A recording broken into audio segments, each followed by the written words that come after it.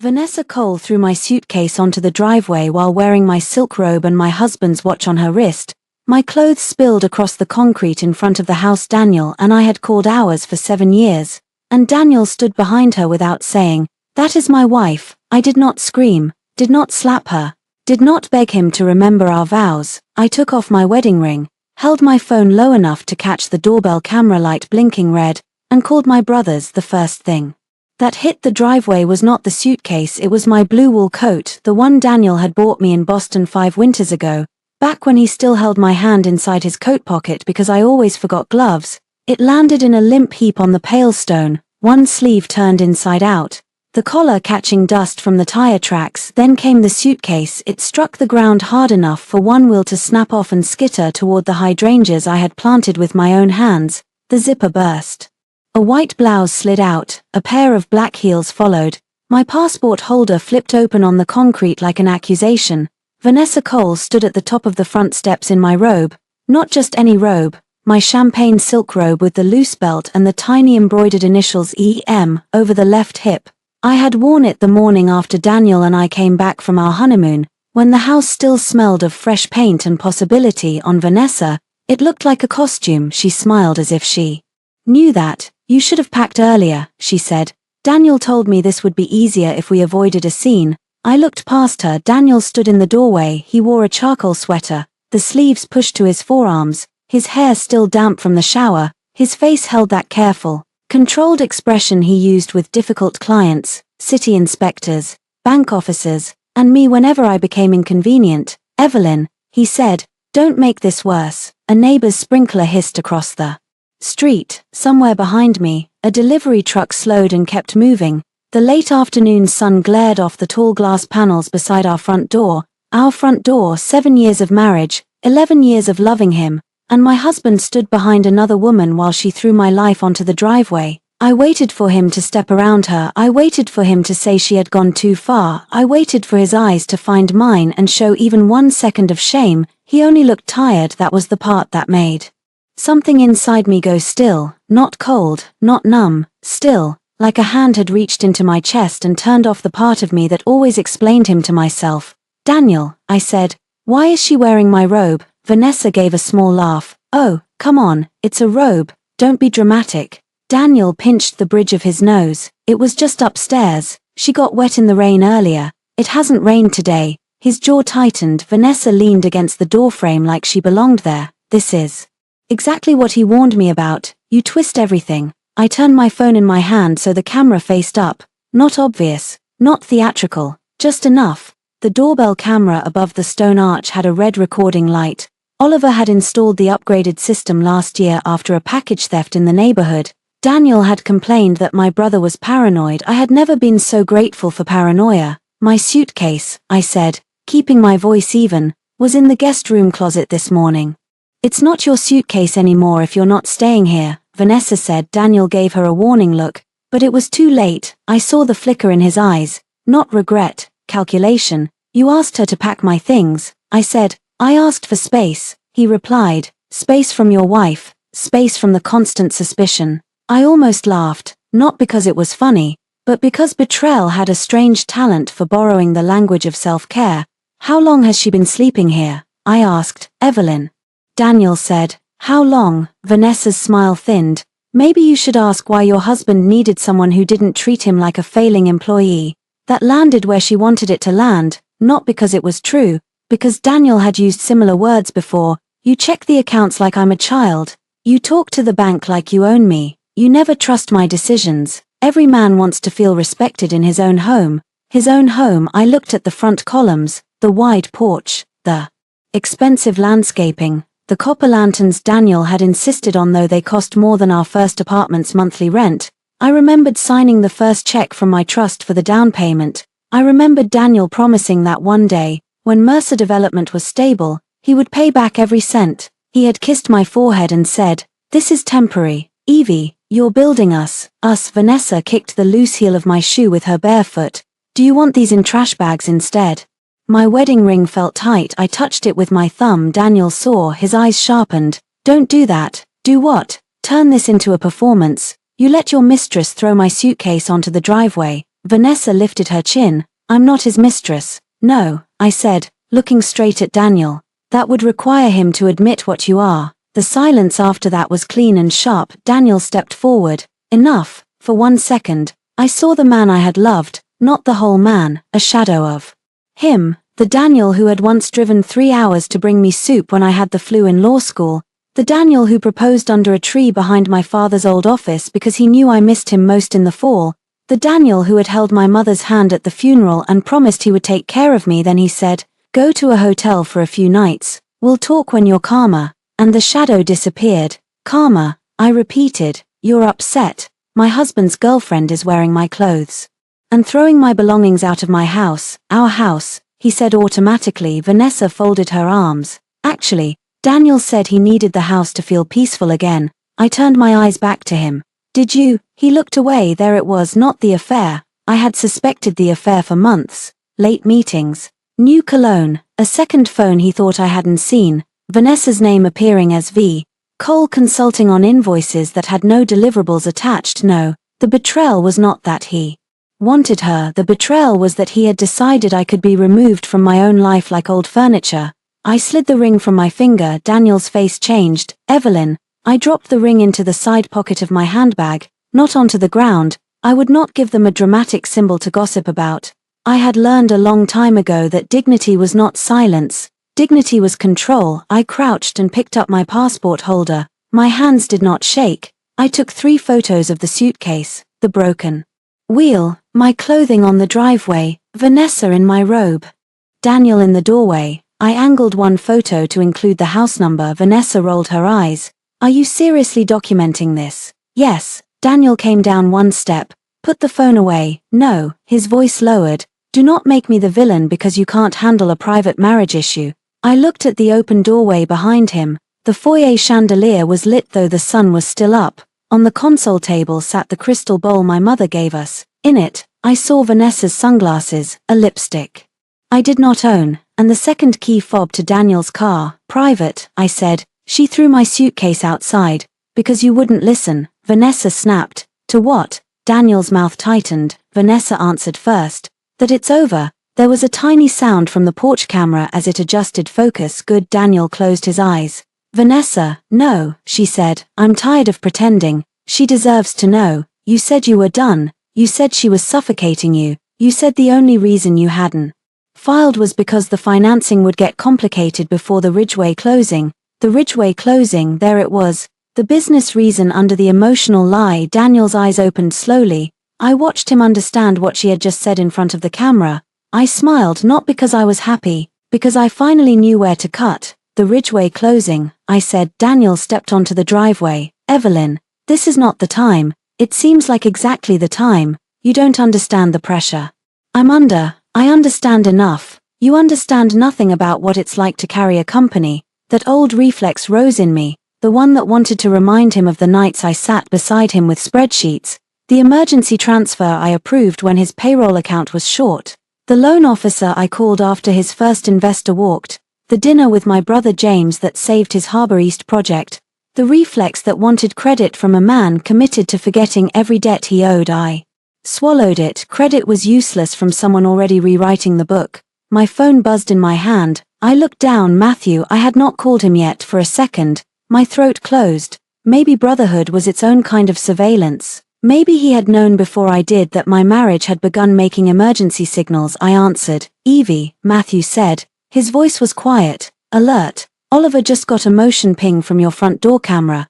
Are you home? I looked at Daniel. I'm on the driveway. Matthew paused. Are you safe? That question almost broke me. Not what happened. Not did you two fight again. Not can this wait. Just, are you safe? Yes, I said. For now. Daniel frowned. Who is that? My brother. His expression shifted from irritation to caution. Of course it did. Daniel could dismiss my tears. He could dismiss my anger. He had never been able to dismiss my brother's. Vanessa's eyes moved between us. Oh, is she calling the cavalry? I held the phone closer. Matthew, I need you, James, and Oliver on a call tonight. What did he do? I looked at my coat on the ground. His mistress threw my suitcase onto the driveway. I said, I want every authorization reviewed tonight. Daniel took 2 fast steps toward me. Evelyn, Don't. I stepped back. He stopped. Maybe he saw it then. Not the end. Daniel had never believed in endings that he did not control, but he saw the first closed door. Matthew's voice changed. It became the voice he used in court, calm enough to scare people. Do not go inside. Do not sign anything. Do not delete anything. Is the front camera recording? Yes. Good. Is Oliver's system still connected? Yes. Good. Where are you going? I don't know yet. You do. The Langford. I'll book it under my name. James is calling the bank. Oliver is pulling footage. Say nothing else to Daniel unless necessary. Daniel heard enough to understand. His face hardened. This is a marriage, not a hostile takeover. I looked at him for a long moment. No. I said, a marriage would have opened the door. Then I ended the call. Vanessa laughed. But there was less confidence in it now. This is pathetic. You're running to your brothers because your husband finally chose happiness. I bent down, gathered my blouse and passport, and put them into the broken suitcase. I did not pick up everything. I left the coat where it lay. I left one heel near the hydrangeas. I left the scattered evidence like a crime scene no one had cleaned yet. Daniel watched me. You're making a mistake, he said. I lifted the suitcase by its side handle. The broken wool dragged against stone. I made my mistake 7 years ago, I said. Today I'm documenting it. He flinched. Behind him, Vanessa's mouth opened. But nothing came out. I walked to my car. My phone buzzed again. James. Card access paused. Joint autopay review initiated. Call me from hotel. Oliver. Footage secured. Do not return alone. Matthew. Room booked. Lawyer meeting at 8 p.m. Daniel followed me halfway down the driveway. Evie. I opened the driver's door. Don't turn this into war, he said. I paused for the first time that afternoon. My voice almost softened. Not for him. For the woman I had been before I saw my life on the ground. You brought her into my home, I said. You let her throw me out. You don't get to name what happens next. I got in and started the car. In the rearview mirror, I saw Daniel standing beside the broken suitcase wheel. Vanessa had come down 2 steps, still wrapped in my robe, her arms crossed as if the driveway were a stage and she had won the scene. She did not know yet, neither did Daniel. The house behind them had never been as much his as he believed, and the woman he had put on the driveway had just stopped paying for the door. The Langford Hotel was the kind of place Daniel liked to mock and secretly enjoy. He called it old money theater. Too much brass, too many dark wood panels, too many staff members who remembered names and drink orders, he said. People only stayed there when they wanted to feel insulated from real life. That night, I understood the appeal. The lobby smelled like lilies and polished stone. No one stared at my broken suitcase. No one asked why my coat was missing, why my hair had come loose from its clip, or why my left ring finger had a pale groove where 7 years had lived. A woman at the front desk smiled with professional warmth. Mrs. Mercer. I almost corrected her, then I stopped. Not yet. Yes, your suite is ready, Mr. Hart. Arranged privacy protocol. No calls will be transferred without your approval. Matthew. Of course. I signed the check-in form with my married name because it still belonged to me legally, even if emotionally it had become a room I no longer wished to enter. Upstairs, the suite had cream walls, a writing desk, a sitting area, and a view of the city lights. The curtains were half drawn. A silver tray held tea, water, and a card from the manager welcoming me back, though I had never stayed there in my life. I set the broken suitcase beside the bed. For a while, I did not open it. I stood in the center of the room and listened to the silence. There was no Daniel pacing during calls, no Patricia Mercer leaving voicemails about brunch, no dishwasher running because I had cleaned up after another dinner where Daniel forgot to say thank you. No Vanessa laughing in my robe, just silence. Then my phone began lighting up. Daniel, we need to talk before your brothers turn this into something ugly. Daniel, Vanessa shouldn't have said what she said. Daniel, I never told her to throw your things. She overreacted. Daniel, please don't do anything with the accounts. Ridgway is sensitive this week. I read the messages in order. There it was again. Not I hurt you. Not I'm sorry. Not where are you. Not are you safe. Ridgway is sensitive this week. I took screenshots. A knock came at the door exactly 12 minutes after I entered the suite. I checked the peephole. Matthew stood outside in a navy suit, tie loosened, briefcase in one hand, and anger hidden so completely it looked like calm. Behind him was James, taller, broader, jaw tight enough to cut glass. Oliver stood last, wearing a black jacket and boots, his phone already in his hand. I opened the door for 1 second. None of them spoke. I hated that more than if they had shouted. My brothers had seen me through my father's funeral, my mother's stroke, Daniel's first business collapse, 2 miscarriages I rarely talked about, and the quiet erosion of a marriage I had defended longer than it deserved. But the sight of me in a hotel suite with a broken suitcase made James look away. Oliver's eyes dropped to my bare ring finger. Matthew stepped inside first. Did he touch you? No. Did she? No. Did anyone threaten you physically? Daniel told me not to turn this into war. Oliver's mouth twitched without humor. Too late. I closed the door. I'm not asking you to fight him for me. We know, Matthew said. Do you? He set his briefcase on the desk and looked at me. Evie, you tell us what you want. We execute what's legal, James added. And what's financially survivable, Oliver said. And what keeps him away from you? I breathed through the pressure behind my eyes. Then I want a review, I said. Everything. House, accounts, trust-linked guarantees, Mercer Development, anything I signed. Anything Daniel has access to. Anything Patricia's bills run through. Anything Claire uses that I pay for without noticing.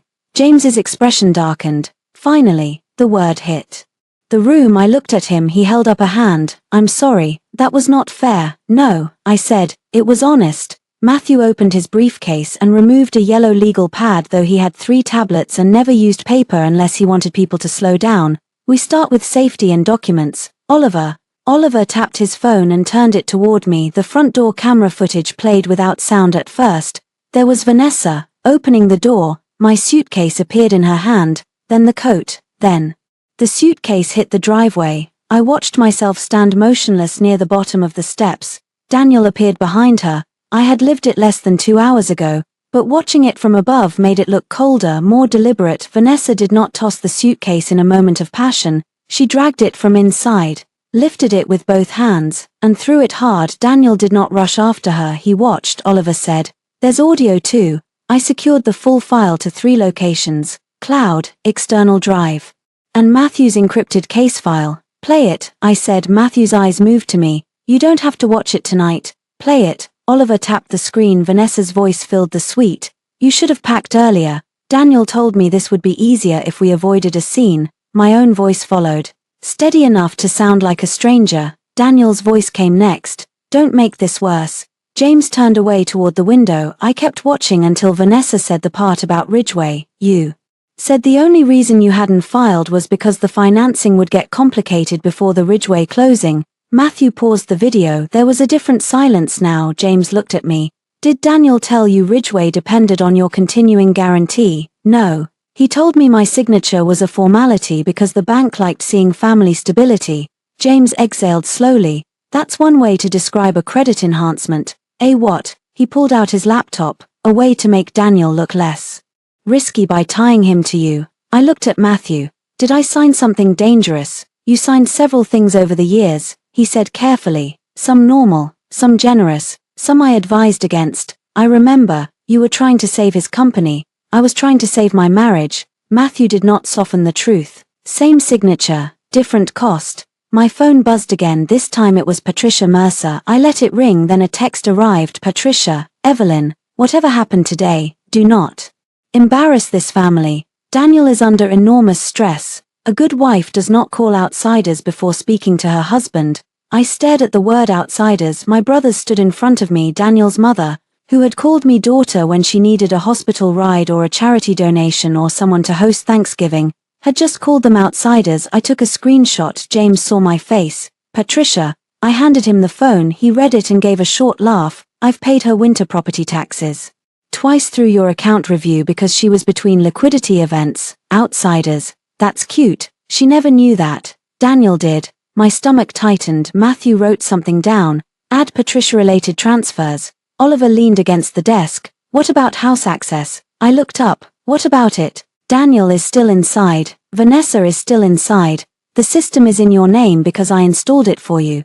But the physical locks are shared. Do you want access restricted? My first instinct was hesitation. That house contained Daniel's clothes, his office, his mother's china, Vanessa's lipstick, my books, my mother's crystal bowl, our wedding album, and the ashes of all the versions of us I had tried to preserve. Restricting access felt drastic. Then my phone buzzed again. A notification from Instagram. I did not use Instagram much anymore except to follow my nieces. a few art accounts, and Nora's travel photos. Vanessa's account appeared because she had tagged the location of our neighborhood. The photo showed a wine glass on my kitchen island in the blurred background. My blue coat lay over a chair. Caption: "Sometimes peace begins when the wrong energy finally leaves." I stared at it. The woman was in my kitchen with my coat, calling me wrong energy. I handed the phone to Oliver. "Yes," I said. "Restrict access." Daniel called 3 seconds later. Maybe he felt the shift in the air. Maybe some husband instinct had survived the affair, not enough to protect me, but enough to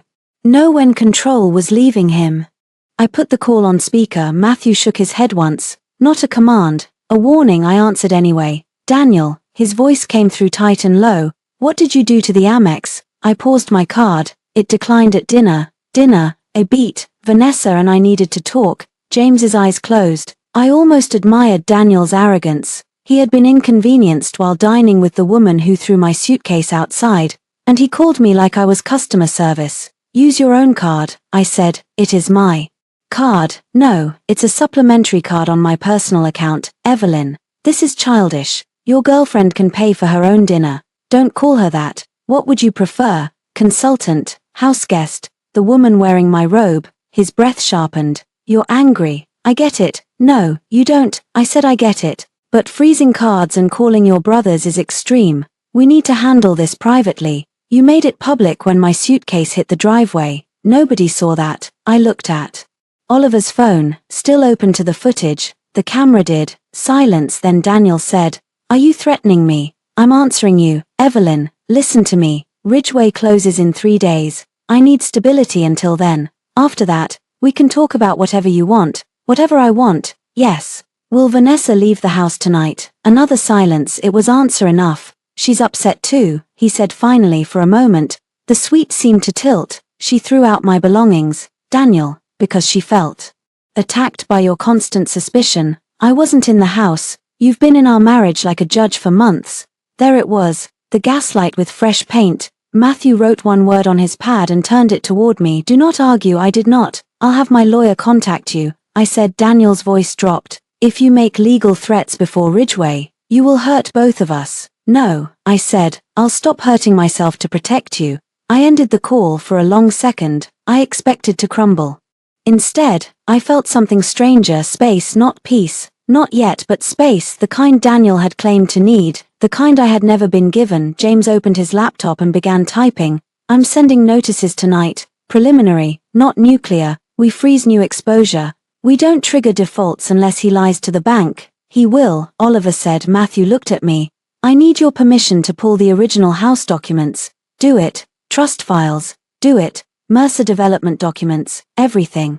I signed. He nodded. My phone buzzed again. This time Daniel sent a photograph. My coat folded neatly over the back of a chair, as if that erased the driveway. "Daniel, I'll send your things tomorrow. Please don't make decisions you can't take back." I looked at the message for a long moment. Then I typed, "I already did." I did not send it. Instead, I opened a hidden folder on my phone. Receipts, transfers, emails, old notes, photos of Daniel asleep at his desk during the first year of Mercer development, when I still believed sacrifice earned loyalty. Screenshots of unexplained charges, a hotel receipt from 6 weeks ago, a message from Vanessa at midnight about revisions to a project Daniel had told me was closed. For months, I had saved things without knowing whether I would ever use them. Maybe some part of me had already left. Matthew pulled a chair beside mine. "Evie," I looked at him, "once we start, he will try every door. Guilt, love, money, your reputation, Mom, Dad's memory. He will use whatever worked before. I know. Do you?" I looked at the broken suitcase. I remembered Vanessa's bare foot nudging my shoe. "I know now." Oliver's phone chimed. He glanced down. Daniel just tried to access the exterior camera settings. James laughed once. "Fast learner." "Denied," Oliver said. "System owner is Evelyn." Matthew wrote that down too. I looked out the hotel window at the city Daniel loved to claim he had built himself. Lights burned in office towers, restaurants, apartments. Expensive homes where people were probably making dinner, lying, forgiving, leaving, pretending. My life had not ended on the driveway, but my marriage had become evidence. At 9:17 p.m., the first formal email went out from Matthew's office to Daniel's legal counsel. At 9:22 p.m., James notified the bank that any further use of my personal guarantee required direct written confirmation from me at 9:31 p.m. Oliver changed the security system hierarchy so I was the sole administrator at 9:43 p.m. Daniel called 12 times. I did not answer at 10:06 p.m. Vanessa posted another story. This one showed my kitchen again, with Daniel's hand visible around a wine glass. Caption: "Real love feels easy." I saved it, then I shut off my shared location. Daniel texted 1 minute later, "Daniel, where are you?" I did not reply. For the first time in 7 years, my husband did not know where I was. For the first time in 7 years, I did not feel obligated to tell him. Matthew's law office looked exactly like him, expensive, orderly, and quietly intimidating. No family photos on the desk, no sentimental clutter, just glass, leather, books, framed degrees, and a single black and white photograph of our father standing outside the First Heart warehouse in 1989 with his sleeves rolled up and a grin on his face. Dad had built things with his hands before he built them on paper. Daniel liked to say he was the same kind of man. He was not. Daniel built stories first. Buildings came later, if someone else financed the foundation. I arrived at Matthew's office at 7:54 the next morning wearing a grey dress Nora had sent over with a note that said, "You are not attending your own funeral. Dress accordingly." My broken suitcase remained at the hotel. I had taken only what I needed: laptop, phone, passport, documents I could find, and the wedding ring now sealed inside a small envelope in my handbag. Matthew's assistant, Dana, did not ask questions. She brought coffee, closed the conference room door, and placed a box of tissues at the center of the table without looking at me like I was fragile. I appreciated that. James was already there, sleeves rolled, laptop open, 2 phones beside him. Oliver leaned against the wall near the window, watching footage on a tablet. Matthew stood at the head of the table with 3 neat stacks of paper. "Before we begin," he said, "you can stop this at any point." I almost smiled. "Can Daniel?" "No." "Then start." Matthew placed the first stack in front of me. The marital home. I looked at the top page, property deed. My name appeared first, Evelyn Margaret Hart Mercer. Daniel's name appeared second, Daniel Andrew Mercer. Under ownership structure, there were references to the Hart Residential Trust, a contribution agreement, and a post-closing improvement schedule. I had seen those documents years ago, but at the time all I remembered was the champagne Daniel opened after closing and the way he carried me over the threshold, though I told him it was corny. I had not remembered the details. That was how marriage made fools of careful women. We read contracts for strangers and trusted husbands with our lives. Matthew tapped the page.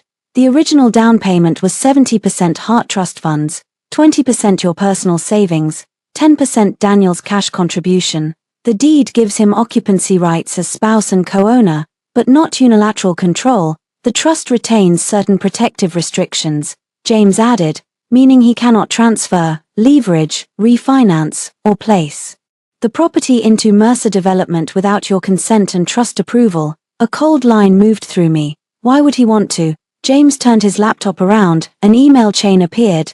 Daniel to a man named Paul Reardon at Crestline Capital. Subject: Ridgeway collateral conversation. I read the visible line. If Evelyn signs the revised spousal acknowledgement, we can represent the marital residence as available supporting collateral without triggering Hart trustee review. I read it twice, then a third time. Spousal acknowledgement, I said. Matthew slid the second stack forward. This is what he sent my office last month as a routine estate planning update. I told him all Hart-related documents had to come through you. He never responded. I remembered Daniel mentioning paperwork at dinner.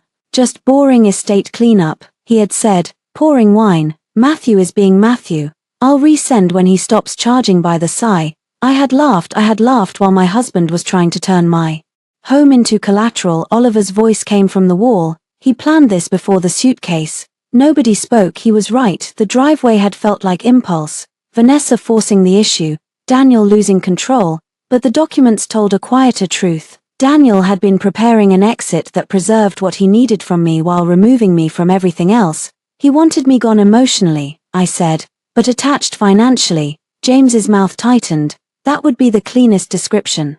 Matthew said, there's more. Of course there was. There is always more after the first betrayal. The first truth only opens the room. He placed the third stack before me. Mercer Development. My signature appeared on page after page: guarantees, authorizations, consent to release personal financial statements, letters to lenders, a temporary bridge support agreement from 3 years ago, a shareholder-adjacent family statement that had sounded harmless when Daniel explained it over breakfast. James walked me through each document, not gently but clearly. This one allowed them to include your trust distributions as household stability. This one gave Daniel permission to discuss your asset profile with First Atlantic. This one did not create direct debt, but it strengthened his position. This one is expired. He kept using the language anyway. This one is a problem. He stopped at a document dated 9 months ago. I remembered signing it in the kitchen while making Patricia's birthday seating chart. Daniel had stood behind me, kissed my neck, and said, "Just a renewal, you've already seen it." I had signed without reading. Shame burned up my throat. Matthew saw it and cut through it. "Don't do that." "What? Blame yourself for trusting your husband." "I'm a grown woman." I signed. "You signed a document presented in a marriage, by a spouse who owed you fiduciary honesty even if the law doesn't use those exact words for every paper," James added, and he buried it in.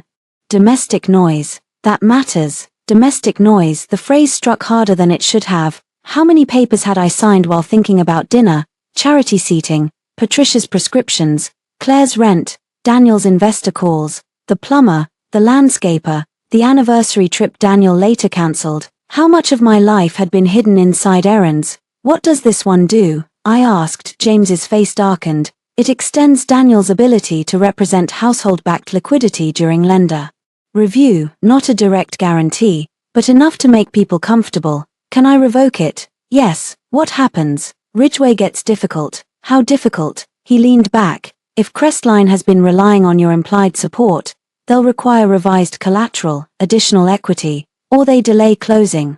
"And if Daniel lied," Matthew answered, "then he has bigger problems than delay." Oliver placed the tablet on the table. Speaking of problems, he played another clip from the front door camera. This one began after I drove away. Vanessa stood on the driveway, still in my robe, looking toward the street. Daniel picked up my coat from the ground for 1 second. His face changed, not grief, fear. Vanessa said, "She won't do anything. She loves being Mrs. Mercer too much." Daniel did not answer. "Daniel," she said, "tell me she won't." He looked up at the camera, then the clip ended. Oliver said, "He tried to delete footage 6 minutes later." Matthew wrote that down. James looked at me.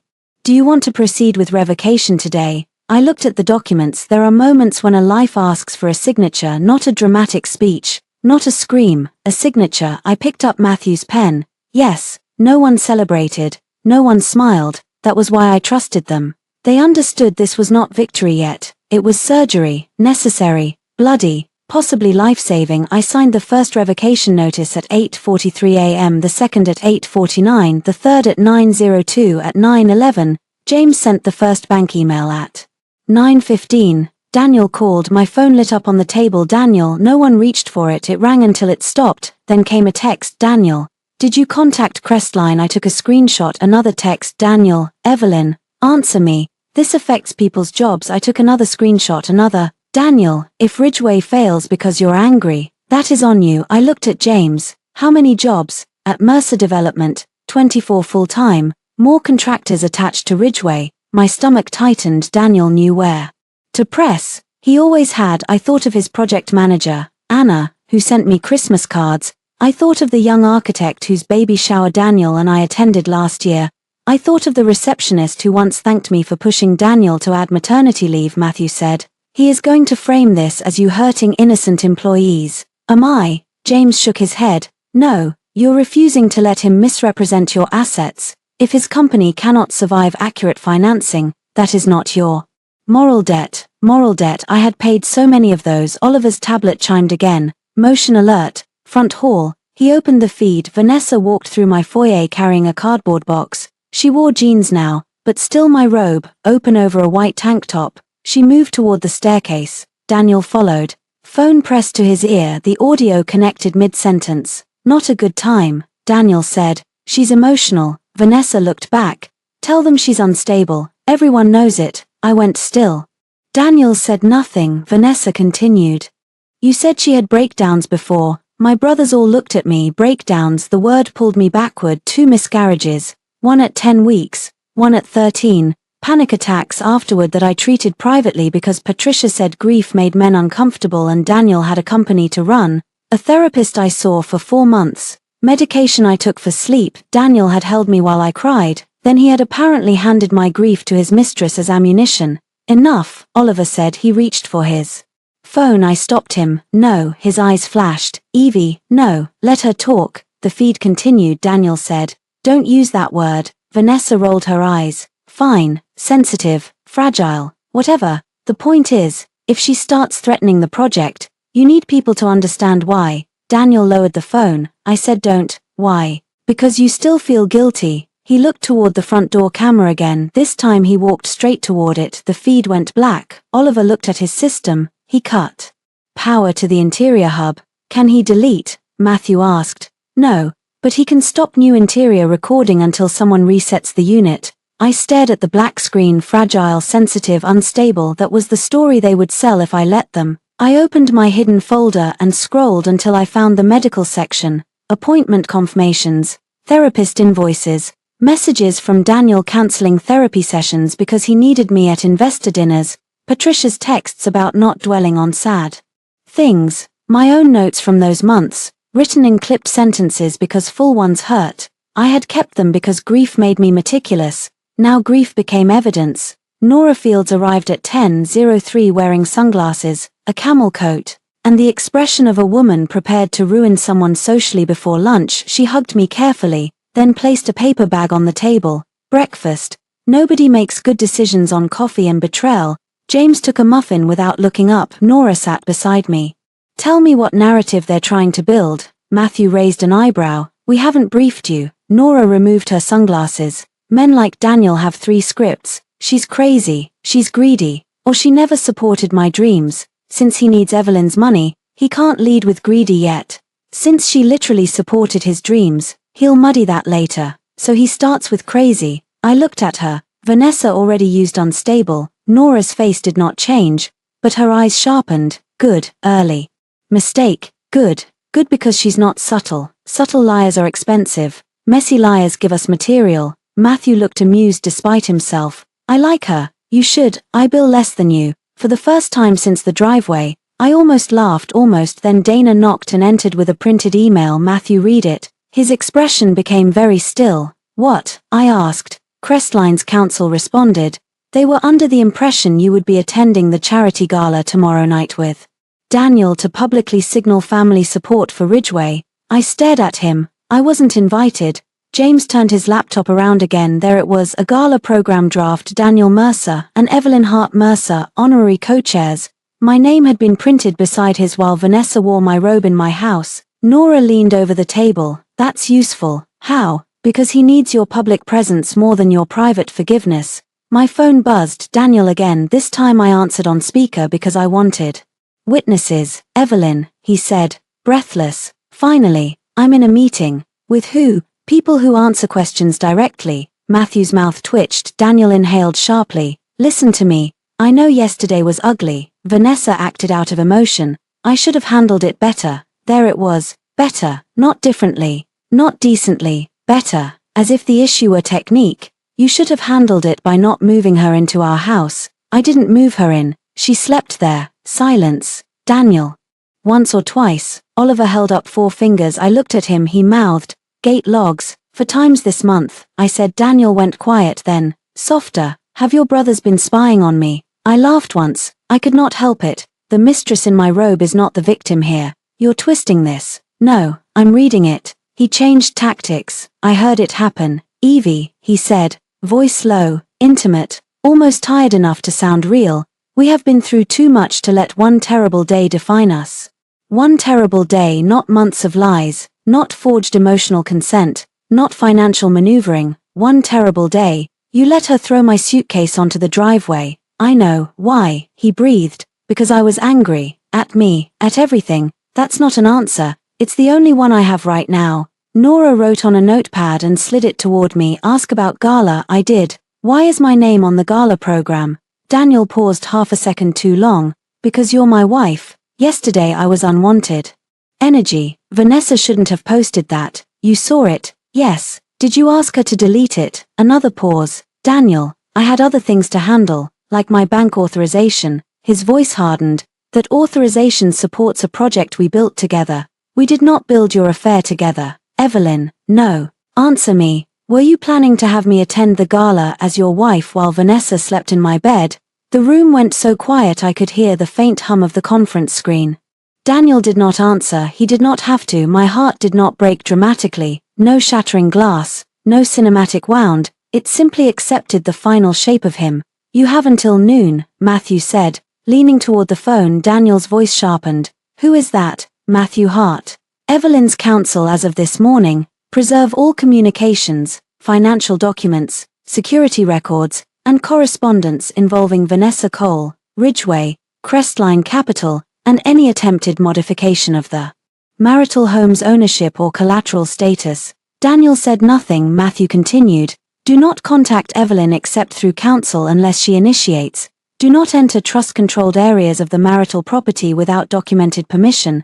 Do not destroy, alter, or conceal records. This is insane, Daniel said. Matthew's voice remained pleasant. No, this is Wednesday. I ended the call. My hands were cold. Nora touched my wrist. You okay? No. Good answer. I don't want to go to that gala. You don't have to. I looked at the printed program, my name beside Daniel's, the wife he pushed out, the wife he still needed printed. I know, I said. That's why I might. Everyone looked at me. I picked up the page. For 7 years, Daniel had used my silence as proof of agreement. Maybe it was time to let him hear what silence had been holding. The first door I closed was not the front door of the house. It was a banking portal. James sat beside me in a private room at First Atlantic Bank, while a senior relationship manager named MS.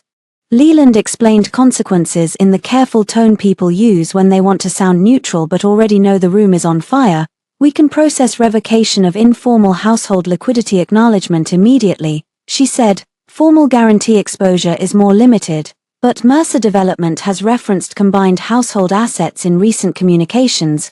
We will need clarification from Mr. Mercer. Clarification, James said, is a generous word. MS. Leland's smile did not move. We prefer generous words before litigation. I liked her. She turned to me. Mrs. Mercer, I want to be certain you understand. This does not create a default by itself. It does, however, require Mercer Development to provide independent support for any pending credit review, meaning Daniel has to prove his company can stand without my assets in the background. That is one way to phrase it. Is it accurate? Yes, I signed. My signature looked steadier than I felt. James watched me cap the pen.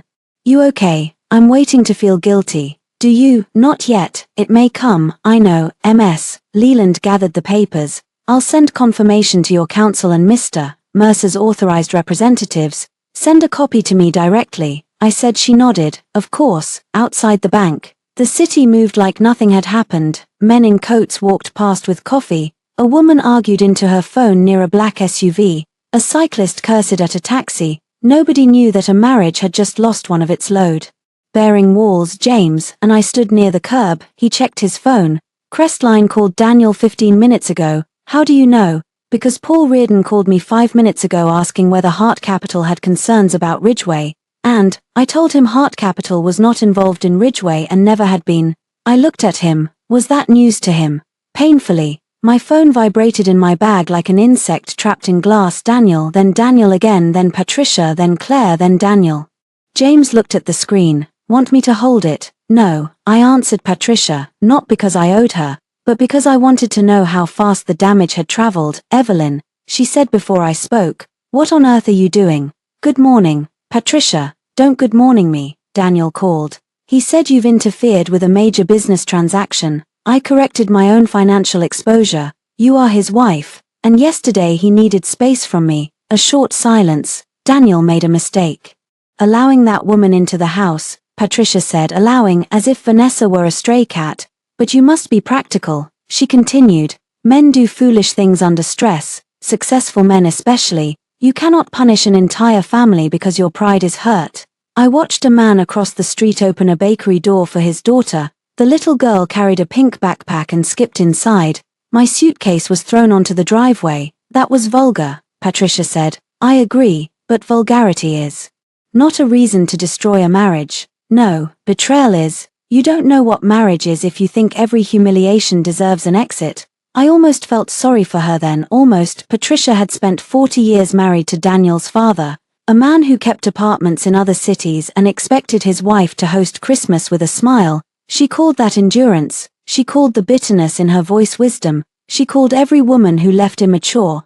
I know what marriage is not, I said, her tone sharpened. Do not become dramatic, Evelyn. Your brothers may enjoy flexing their power, but when they go back to their lives, you will still be alone. There it was, the old fear, dressed in pearls. Alone. I had once feared that word more than betrayal. Daniel knew it. Patricia knew it. Maybe I had taught them. Patricia, I said, for 7 years, I was alone in a house full of people who needed me. This is quieter. She inhaled. You sound unstable. I glanced at James. He held out his hand for the phone. I shook my head. No, I said, I sound recorded. Patricia went silent. I'm going to hang up now. Future communication can go through Matthew. Evelyn, I ended the call. James's eyebrows rose. Recorded. Was it? Yes. Good. He smiled for the first time that day. There she is. There she was, not new, not reborn, just uncovered. By noon, Daniel's company felt the first impact. Anna, his project manager, called me from a number I recognized because I had once helped her find a pediatric Ian when her son had pneumonia. I almost didn't answer, then I did. Hi, Anna, Mrs. Mercer, I'm sorry to bother you. Daniel is in a meeting and everyone is tense. A lender request came in, and I don't understand what's happening. Are we losing Ridgeway? Her voice shook. There was the guilt. Not for Daniel, for the people around him. I don't know, I said honestly, but I'm not trying to hurt employees. I know, she lowered her voice. Daniel said you pulled support because of a personal argument. Daniel let his mistress throw my suitcase onto the driveway yesterday. Silence, then, very quietly, oh, I'm correcting financial documents that represented my support without my informed consent. I didn't know. I believe you, she exhaled. And in that breath I heard a woman recalculating a man she trusted professionally. He told us you were emotional. He will keep saying that. I'm sorry. You don't have to apologize for him. No, Anna said, but I'm sorry. Anyway, after the call, I sat in James's car and looked at my hands. One person had believed me. It should not have mattered. It did. At 2:15 p.m., Daniel appeared in the hotel lobby. Oliver spotted him before security called. My brother had posted one of his staff members discreetly near the elevator because he thought Daniel would try a direct approach by afternoon. I had told him that was excessive. I was wrong. The suite phone rang. Mrs. Mercer, the front desk said, a Mr. Daniel Mercer is requesting to come up. No, understood. 2 minutes later, my cell rang. Daniel. I answered because Matthew was on speaker from his office. Oliver stood by the window, and Nora sat cross-legged on the sofa eating fries from room service like this was a battlefield picnic. What do you want? I asked. I'm downstairs. I know. Let me up. No, Evelyn. Stop humiliating me, Nora whispered. Amazing. I almost smiled. You came to my hotel uninvited. I said, I came to see my wife, yesterday. You told your girlfriend I needed to leave. I told you I needed space. And now you don't. Now you've made your point. There it was. The assumption that my pain was a tactic. My point, I said, has not even been fully organized. Daniel exhaled hard. This isn't you. Who is it? Your brothers. Matthew has always wanted to control you. I looked at Matthew's name glowing on the conference call. He said nothing. Smart man. Matthew did not throw my suitcase. I said, no, but his turning a marital crisis into a legal event. You did that when you tried to use my house for Ridgeway. Silence. Nora stopped chewing. Daniel's voice dropped. You don't understand those documents. Then you shouldn't have asked me to sign them. They were standard. Matthew disagrees. Matthew profits when families break. I laughed. I could not help it. You're standing in a 5-star hotel lobby because your mistress can't use my credit card anymore. And you're accusing my brother of being opportunistic. His voice hardened.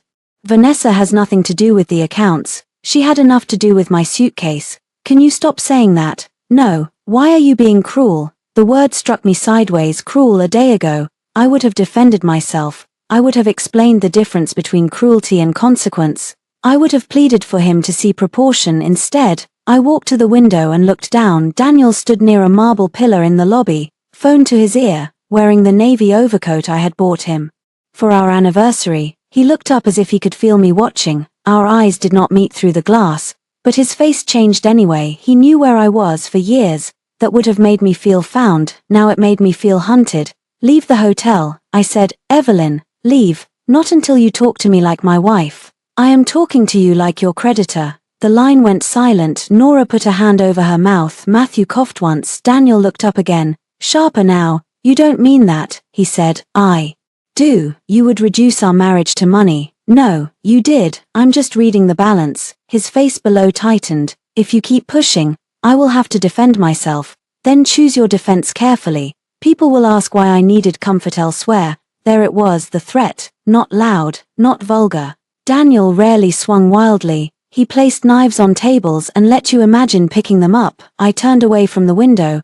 Are you threatening to blame me for your affair? I'm saying marriage is complicated. Then say it on record. A pause. What? You heard me. He said nothing. Goodbye, Daniel. I ended the call from the window. I watched him lower his phone. For a moment, he stood perfectly still. Then he turned and walked out of the lobby. He did not look defeated. He looked like a man deciding to become dangerous. That evening, Vanessa sent me a text from an unknown number. A photo loaded first. My side of the bed. She had placed my wedding photo face down on the nightstand. Message.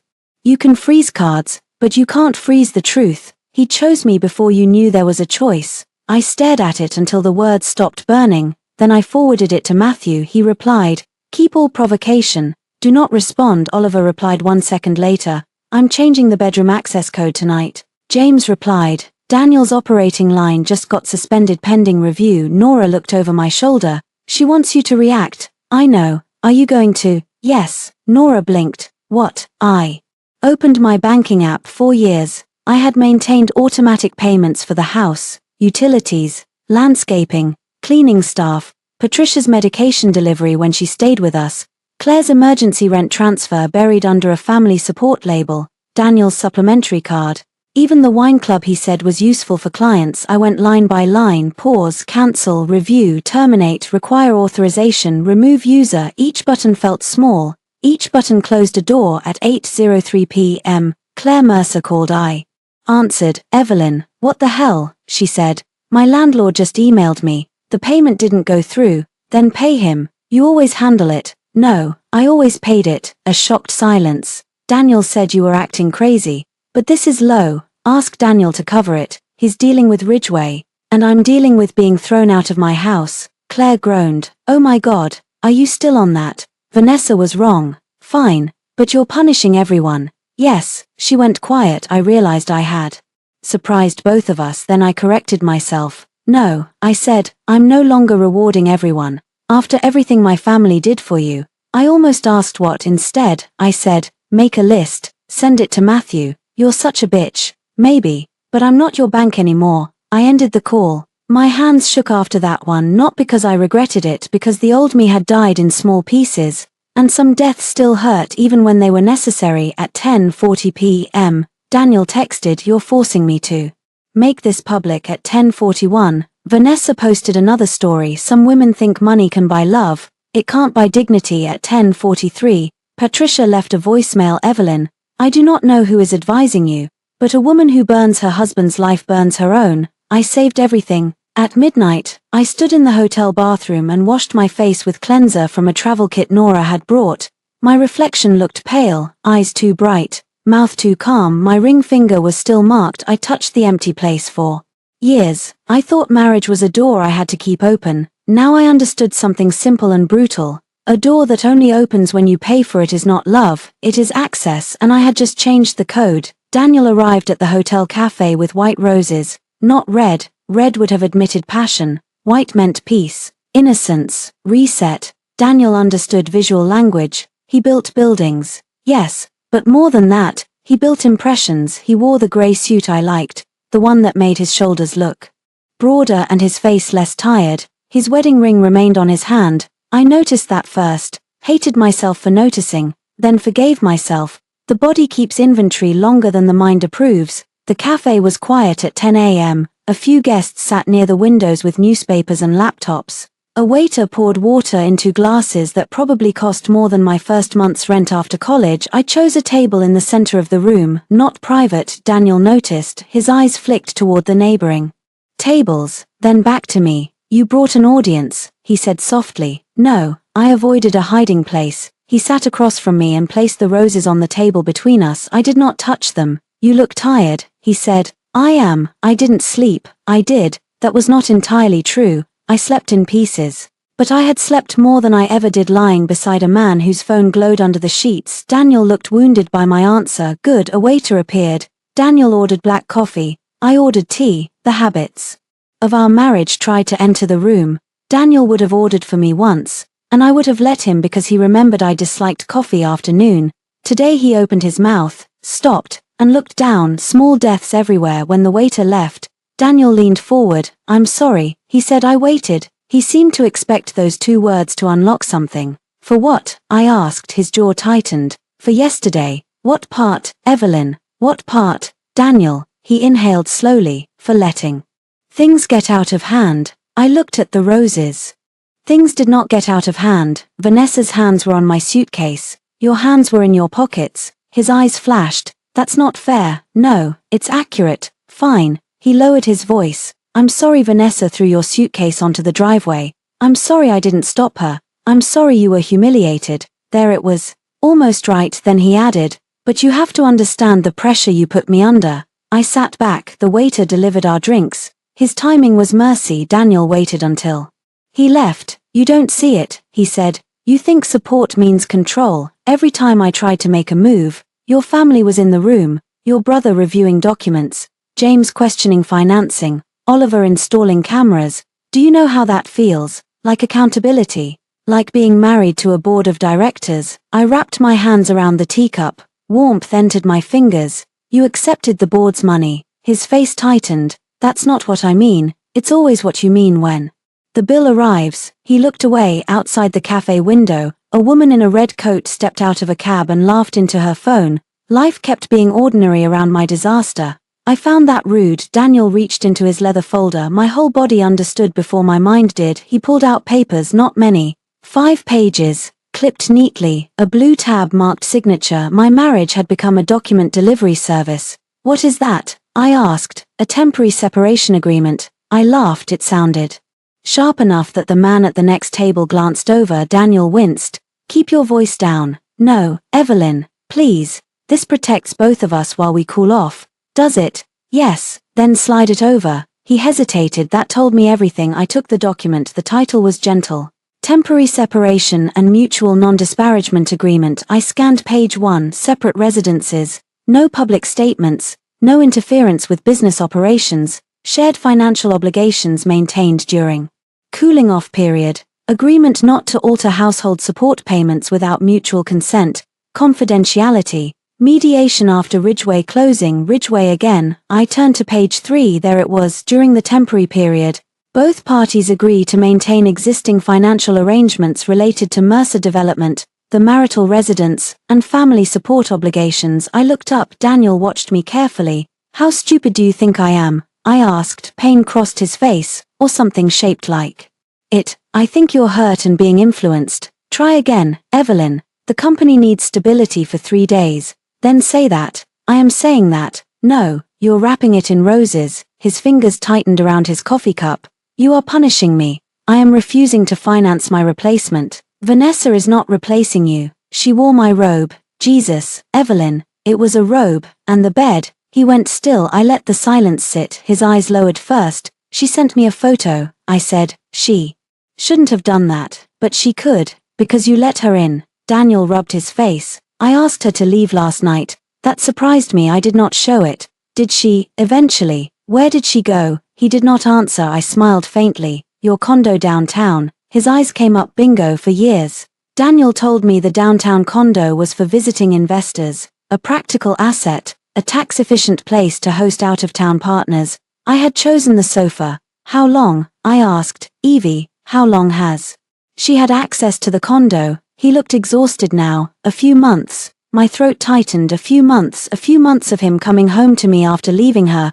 A few months of me placing dinner in front of him. A few months of him kissing my temple while his phone buzzed with her name hidden under consulting invoices. I reached into my bag and turned on the recording app. It had already been running. Matthew had told me to start before Daniel arrived. I had felt vulgar doing it. Now I felt educated. Say it clearly, I said. What? That Vanessa has had access to the downtown condo for a few months. He stared at me. Are you recording me? Yes. His face changed entirely. The softness vanished. That is illegal. No, not in this state when one party consents. You came here to trap me. You came here with a contract. We looked at each other across the roses. There was the real marriage. Maybe, not the wedding photos, not the anniversary trips, not the house, this table, this document, this man angry not because he hurt me, but because I had stopped being easy to hurt. Quietly, Daniel lowered his voice. Do you want to destroy me? The question entered me and found no guilt.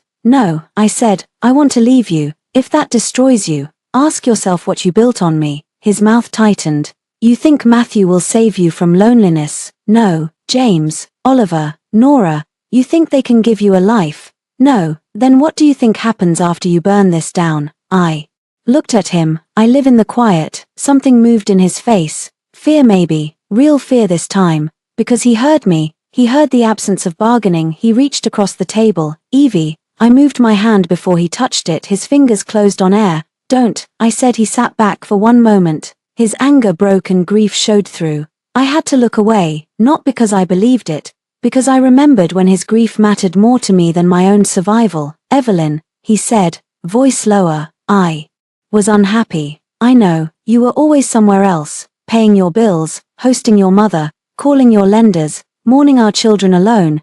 Yes, I was busy. He flinched. I had not meant to say the children. Maybe I had. His eyes darkened. That's not fair. No, which part? You know I grieved too. Did you tell Vanessa about that grief when you called me unstable? His silence was answer enough. A woman at the next table turned a page too slowly. Daniel saw her listening. His expression hardened with embarrassment. You need to be careful, he said, of public sympathy. It shifts. People don't like rich women who weaponize money. There was the threat again. Dressed better, I picked up the separation agreement and folded it once. What did you plan to tell people? I asked. That I was cold, controlling, too fragile after the miscarriages, obsessed with money, that you found comfort with someone who believed in you. His face paled slightly. I nodded. Vanessa isn't subtle. You should brief your affair partners better. Evelyn, no, let me help. You'll say I humiliated you professionally. You'll say my family never respected you. You'll say I used money to make you feel small. You'll say Vanessa saw the real you. He stared. And people will believe parts of it, I said. Because I was quieter than you. Because I protected you. Because I let your version of us speak louder. His voice came out rough. Then don't make me say it. I almost admired the honesty. Almost. There it is, I said softly. Your apology had a clause. I placed the agreement back on the table and slid it toward him. I'm not signing. His jaw flexed. Then you leave me no choice. You had choices. Vanessa wore one of them. He stood abruptly. The chair scraped back. Several people looked over. Daniel collected the roses, then seemed to realize taking them back looked ridiculous. He left them on the table. Matthew will hear from my attorney, he said. Good. He leaned down, voice low enough for only me. You won't like what comes out. I looked up at him for the first time. I let him see how little fear remained. Neither will you. He walked out. I waited until he passed through the lobby before I touched my phone and stopped the recording. My hands trembled. The waiter approached carefully. Would you like me to remove the flowers? Yes, I said, of course. He lifted the roses as if they were evidence. Maybe they were. Back upstairs. Matthew listened to the recording twice. James paced. Oliver swore under his breath when Daniel admitted Vanessa had access to the condo. Nora grinned without humor. He really threatened a public narrative while being recorded. I love arrogant men. They save so much time. Matthew looked at me. You did well. I wanted to throw the tea at him. Not doing that was also good. What now? Now we send a formal preservation notice for the condo, consultant payments, and any communication related to reputational claims. We also prepare for him to smear you. James stopped pacing. He already started. He turned his laptop. A post had appeared on a local business gossip account. Sources close to developer Daniel Mercer say his marriage has been strained for years due to financial control and emotional volatility inside the home. Mercer is expected to attend tomorrow's Ridgeway charity gala amid questions about whether family conflict may affect the project. No names in the headline, enough names in the comments. Someone had tagged Vanessa, someone else had written, "Isn't his wife?" A heart. Those trust fund women are always scary. I read it without blinking. Nora watched me. This is the mud stage, meaning, they throw enough dirt that you feel too dirty to step into public. That's how they keep the room. I looked at the gala program on the desk. Daniel wanted me hidden unless I stood beside him silently. Vanessa wanted me humiliated unless I disappeared. Patricia wanted me obedient unless I paid. I had spent years making rooms comfortable for people who were now trying to lock me out of them. No more. Confirm my seat at the gala, I said. Matthew looked up. You're sure? No. Nora smiled. Better answer. I don't need to be sure, I said. I need to be done. That evening, I sent Daniel one message through Matthew's office. Mrs. Mercer will attend the Ridgeway charity gala in her individual capacity. Any attempt to represent her attendance as support for Mercer development will be treated as misrepresentation. Daniel replied to Matthew, not me, she is my wife. She is making a mistake. Matthew forwarded it with no comment. I read the line twice. She is my wife.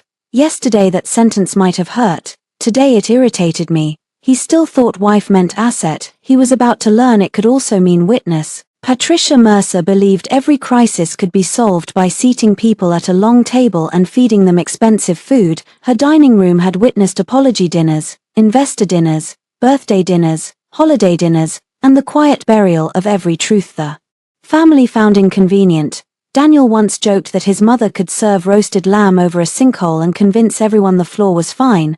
I used to admire her skill. Now I understood it as architecture. Build a room, assign seats, control the lighting, pour wine before the accusations, keep the knives decorative until someone needs one. I should not have gone. Matthew told me I did not have to. Nora told me Patricia's invitation was a trap. Oliver offered to sit outside in the car, which meant he intended to sit outside whether I agreed or not. I went anyway because Patricia's text was too useful to ignore. Patricia, come to dinner tonight. No lawyers, no brothers, no drama. If you still respect this family, you will hear Daniel out before tomorrow's gala. No lawyers, no brothers, no drama. Translation, no witnesses. I wore a black dress with sleeves, low heels, and a coat with deep pockets. My phone recorded from the moment I stepped out of Oliver's car. He looked over the steering wheel. One word and I come in. I know, I mean one word, any word. What if I say casserole? Then I come in confused but ready. I smiled despite myself. He reached across the console and squeezed my hand. You are allowed to leave before they finish hurting you. I know, do you? I looked at Patricia's house. All warm windows and curated respectability. I'm learning. Inside, the foyer smelled like beeswax, perfume, and rosemary. Claire opened the door. She did not hug me. That was new. Claire hugged when she wanted something. You look dramatic, she said. You look unpaid, I replied. Her face flushed. Seriously, where's Daniel? In the dining room. Mom's upset. I'm sure. Patricia stood when I entered. She wore pearls, a navy dress, and disappointment like a crown. Daniel stood near the fireplace holding a glass of water, not wine. He wanted to look sober, responsible, wounded. His eyes moved over me quickly, checking for weakness. Vanessa was not there, at least not visibly. Daniel's father had died years before I entered the family, but his portrait still hung above the sideboard, stern, silver-haired, prosperous, unfaithful. Patricia kept flowers beneath it every week. I wondered if she missed him or the role he gave her. Evelyn, Patricia said, thank you for coming. I came to listen. Daniel's mouth tightened. Claire muttered, that would be a first. I looked at her. Say it louder. She looked away. We sat. Patricia placed me across from Daniel, not beside him. Tactical. She wanted eye contact but no accidental intimacy. Claire sat to my left. An empty chair remained at Daniel's right. For Vanessa, I asked. Patricia's lips thinned. Do not be vulgar. That chair was not here at Thanksgiving, Daniel said. She's not coming. Was she invited? Evelyn. Patricia snapped. I turned my glass slightly. Was she invited? Daniel looked at his mother. Patricia's face answered before he did. I laughed softly. Incredible. She was not invited as an insult to you, Patricia said. She was invited because Daniel thought a mediated conversation might help everyone. Everyone. Claire leaned forward. Can you stop acting like you're the only one affected? Daniel's company is at risk. Mom is humiliated. My rent bounced. The gala is tomorrow. You're making everything worse. My suitcase was on the driveway. Claire threw up her hands. Oh my God. Patricia closed her eyes. That phrase again. Yes, I said, that phrase again, because everyone in this room keeps trying to step over it. Daniel leaned forward. I am sorry for the driveway. Then why did you invite the woman who did it? His eyes flickered. Patricia answered for him. Because adults discuss uncomfortable realities. Vanessa is part of Daniel's life. The room went still. There it was, not mistake, not vulgarity, not stress. Part of Daniel's life. I looked at Daniel. He stared at his plate. I could have screamed. I could have thrown the water glass. I could have demanded to know when his mother started making room for my replacement. Instead, I reached into my pocket and touched my phone. Still recording. Good. Thank you, I said. Patricia looked suspicious. For what? For saying it plainly. Daniel's eyes lifted. Evie, no, your mother has done what you keep refusing to do. She admitted. Vanessa is not a misunderstanding. She is a person you integrated into your life while keeping me attached to your finances. Patricia's mouth tightened. That is a cruel interpretation. It's a documented one. Claire groaned. Here we go. Documents, lawyers, money. This is why he needed someone softer. I turned to her. Softer. Yes, someone who didn't make every conversation feel like an audit. I looked at the dining room. The chandelier I helped Patricia choose after her old one cracked. The chairs I had reupholstered as her birthday gift. The silver polished by a housekeeper whose Christmas bonus came from my account because Patricia said Daniel forgot. You enjoyed the results of my audits, Claire flushed. Don't act like you're better than us because you have family money. I don't. I'm acting like I'm done spending it on people who despise me. Patricia slammed her hand lightly on the table. Not enough to be uncontrolled. Enough to signal authority. Enough. Evelyn, you are angry. We understand. But you must think about tomorrow. If you attend that gala hostilely, you will damage Daniel, the family, and yourself. Hostilely means what? Don't play word games. Does hostile mean telling the truth? Daniel said quietly. Truth can be weaponized. So can silence. He looked at me then, really looked, and I saw panic under the exhaustion. Maybe he finally understood I was not there to be persuaded. Patricia softened her voice. Dangerous, Evelyn. Marriage is not a courtroom. If every wife exposed every foolish mistake, no family would survive. Maybe fewer women would be buried alive inside them.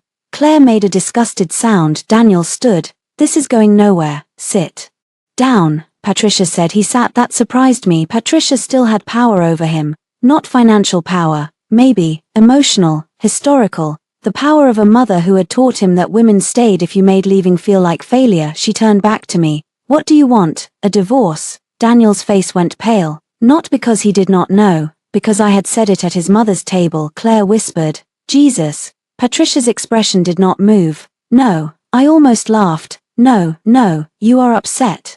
Daniel is confused. Vanessa is temporary. Mom, Daniel said sharply. I looked at him. Temporary. Vanessa would enjoy hearing that. Patricia continued. This family does not divorce over an affair. This family can do whatever it wants. I am divorcing over betrayal, financial manipulation, and being removed from my home, our home, Daniel said. I turned to him. Say that again after Matthew finishes the deed review. He went still. Patricia noticed. Daniel. Claire looked between them. What? Deed review. Nobody answered. Good. Let silence educate them. I removed my phone from my pocket, opened the doorbell clip, and placed it on the table. Not the full video, just 28 seconds. Enough. Vanessa's voice filled the dining room. You should have packed earlier. Daniel told me this would be easier if we avoided a scene. The suitcase hit the driveway. Daniel's voice followed. Don't make this worse. I watched Patricia's face. She did not look shocked. That hurt more than I expected. Claire did. Her mouth parted slightly. The clip ended. No one spoke. I picked up my phone. That was the short version. Daniel's face had gone rigid. You brought that here. You invited me with no witnesses. Patricia's voice was low. Do not play this tomorrow. Why? Because humiliating your husband publicly will not heal you. Neither did protecting him privately. Daniel leaned forward, desperation breaking through. Evie, please, I am asking you not to do this. For a second, the table Vanished. I saw him at 27, standing outside my apartment with rain in his hair and Thai takeout because I had failed the bar exam by 3 points. He had held me while I cried and said, "One test doesn't get to define you." The memory was so clear it felt cruel. I wondered when he had become a man who thought one mistress could redefine me. "I asked you not to let her throw my things," I said. "You didn't hear me. You didn't ask." "Exactly." His face twisted. Claire whispered, "Daniel, is the house really not just yours?" He snapped, "Stay out of it." That was the wrong tone. Claire recoiled, then narrowed her eyes. "Are you kidding me? My rent just bounced because of this, and you want me to stay out of it?" Patricia looked at me sharply. "You cut Claire off. I stopped paying for a woman who called me unstable." Claire flushed. Daniel said. I know what Daniel said. Something shifted in the room. Not loyalty, not justice, self-interest. But self-interest could still crack a wall. Patricia turned to Daniel. "What exactly is Evelyn's connection to Ridgeway?" Daniel pushed back from the table. "This is not the time." "It appears to be exactly the time," I said. Patricia hated that. I stood. "Thank you for dinner." "You haven't eaten," Patricia said automatically. "I came to listen." I heard enough. Daniel stood too. "I'll walk you out." "No, Evelyn, no." I walked toward the foyer. He followed anyway. At the door, he caught my sleeve. Not hard, just enough. I looked down at his hand. He released me immediately. "Don't go to war with me," he said. I looked back toward the dining room where Patricia and Claire sat in the wreckage of their own questions. "I'm not at war with you," I said. "I'm withdrawing support." "That's the same thing." "No. War is what you call it when the person you used stops cooperating." He closed his eyes for a moment. He looked so tired I could almost pity him. Then my phone buzzed. Unknown number. A photo. Vanessa, standing in my bedroom mirror, wearing my diamond earrings. Message: "Your family dinner going well? Daniel always comes back where he's wanted." My breath stopped. Daniel saw my face. "What is it?" I turned the phone toward him. The color drained from his face. Not because Vanessa had crossed a line, because she had done it while he was pretending to make peace. "She's in my bedroom," I said. "Evelyn, she's wearing my earrings." "I didn't know." "That keeps being your defense." I stepped outside. Oliver's car pulled up before I reached the curb. I got in. Daniel stood in the doorway behind me, framed by his mother's warm foyer light, looking less like a husband than a man watching a locked vault roll away. Oliver glanced at me. "Casserole?" "No," I said. "Diamonds." His eyes hardened. I forwarded the photo to Matthew. Then I typed one message to Oliver, though he sat beside me. "Change the locks." He read it, started the car, and said, "Already scheduled." Behind us, Daniel's figure grew smaller in the mirror. For 7 years, I had been careful not to embarrass him. Tomorrow, he would learn how much grace I had been spending. Vanessa Cole made her first real mistake at 6:12 the next morning. Not the suitcase. That was cruel. But cruelty can be reframed. Not the robe. That was intimate. But intimacy can be denied. Not the Instagram stories. Those were childish. And childish women often survive by being underestimated. Her mistake was calling the title company. The appointment confirmation landed in Daniel's email at 6:12 a.m. and forwarded automatically to the shared household archive I had set up years earlier, back when I thought digital organization was a form of marital teamwork. Daniel had never learned how the archive worked. He also never learned that I remained the administrator. Subject: consultation confirmation, Mercer residence ownership structure. I was brushing my teeth when the notification appeared. For a moment, I stared at the subject line in the mirror with toothpaste foam in my mouth and a towel around my shoulders. Then I rinsed, dried my hands, and opened it. "Dear Mr. Mercer, this confirms your consultation regarding potential transfer options, spousal acknowledgement requirements, trust restrictions, and entity placement considerations for the Mercer residence. As discussed with Ms. Cole, please bring all relevant deed documents, marital agreements, and trust correspondence. As discussed with Ms. Cole." I read the sentence 3 times, then I forwarded it to Matthew with the note, "She is not just sleeping with him, she is planning." Matthew replied in less than a minute, "Do not contact, we will handle." Oliver replied 30 seconds later because Matthew had clearly forwarded it, "I'm going to the house." I called him immediately. "Don't," I said when he answered. "Good morning to you too, Oliver. She's trying to move your house. She's trying to understand whether Daniel can." "Same thing." "No, it matters." A pause, then his voice softened. "You're right, it matters legally, emotionally. I want to throw her into a hedge." "Please don't." "No."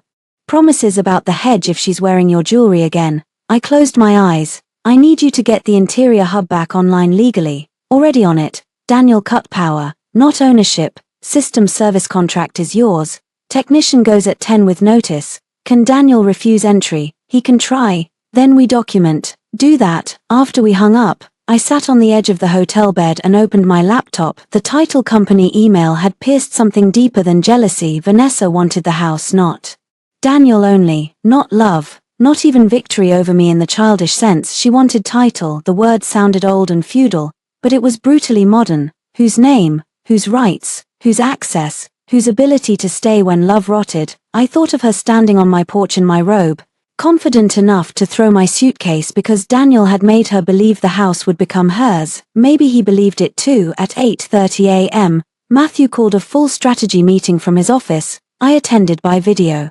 Because I had not yet decided what to wear to the gala and because grief had made me unwilling to sit under fluorescent lights, Matthew looked more severe than usual. James looked entertained in the way finance men do when someone has made a stupid documentable mistake. Oliver looked murderous. Nora looked delighted. Vanessa's title company call changes the story, Matthew said. How? I asked. It proves interest in property control before any formal divorce filing, James added, and if Daniel discussed trust restrictions with her, he may have disclosed protected financial information. Nora smiled. It also makes her look less like a romantic partner and more like an opportunist. She is an opportunist, Oliver said. Nora pointed at him. Yes, but public perception likes evidence. Matthew opened a file. We are issuing notice to Daniel that no third party is authorized to access, review, discuss, remove, alter, copy, or transfer documents related to the marital residence, heart, trust assets, or household financial records. Third party meaning Vanessa. I said, third party meaning anyone. But yes, James looked at me through the screen. Ridgeway update. Crestline paused final approval pending updated collateral review. I swallowed. What does Daniel need? Cash, independent equity, or another guarantor? Does he have any? Not enough by tomorrow. So the gala becomes more important, Nora said, if he can convince donors, investors, and local partners that everything is fine. He buys time, with me standing beside him. Exactly, Matthew leaned forward, which is why you need to decide whether attending helps you or exposes you. I looked toward the garment bag hanging on the closet door. Nora had sent 3 options, black, deep green, and ivory. I had not touched them yet. He printed my name, I said. He used my name while replacing me. Yes, Matthew said. Then I want my name back. No one argued. At 10:17 a.m., the technician arrived at the marital home. Oliver watched through the exterior camera. Daniel opened the door in a white shirt and dark pants, phone pressed to his ear. He looked furious even before the technician spoke. The audio from the porch caught everything. Mr. Mercer, we're here to restore service to the interior security hub, Daniel said. No one requested service. The account owner did. I am the owner. The technician checked his tablet. The account owner is Mrs. Evelyn Mercer.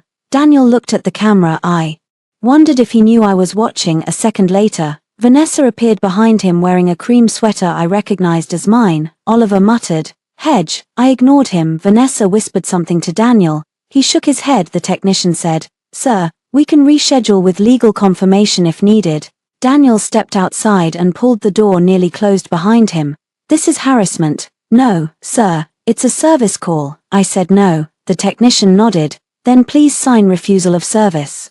Daniel hesitated. Documents were his battlefield until they faced him. He signed. Oliver saved the clip. At 10:44 a.m., Matthew sent a notice of denied access. At 11:02 a.m., Daniel texted me directly despite the communication instruction. "Daniel, stop sending people to the house." I forwarded it to Matthew. "Daniel, you are making Vanessa feel unsafe." I stared at that one. Vanessa, unsafe in my house, wearing my sweater. I forwarded it too then, because I was still human. I opened the camera feed. The driveway was empty now. My suitcase was gone.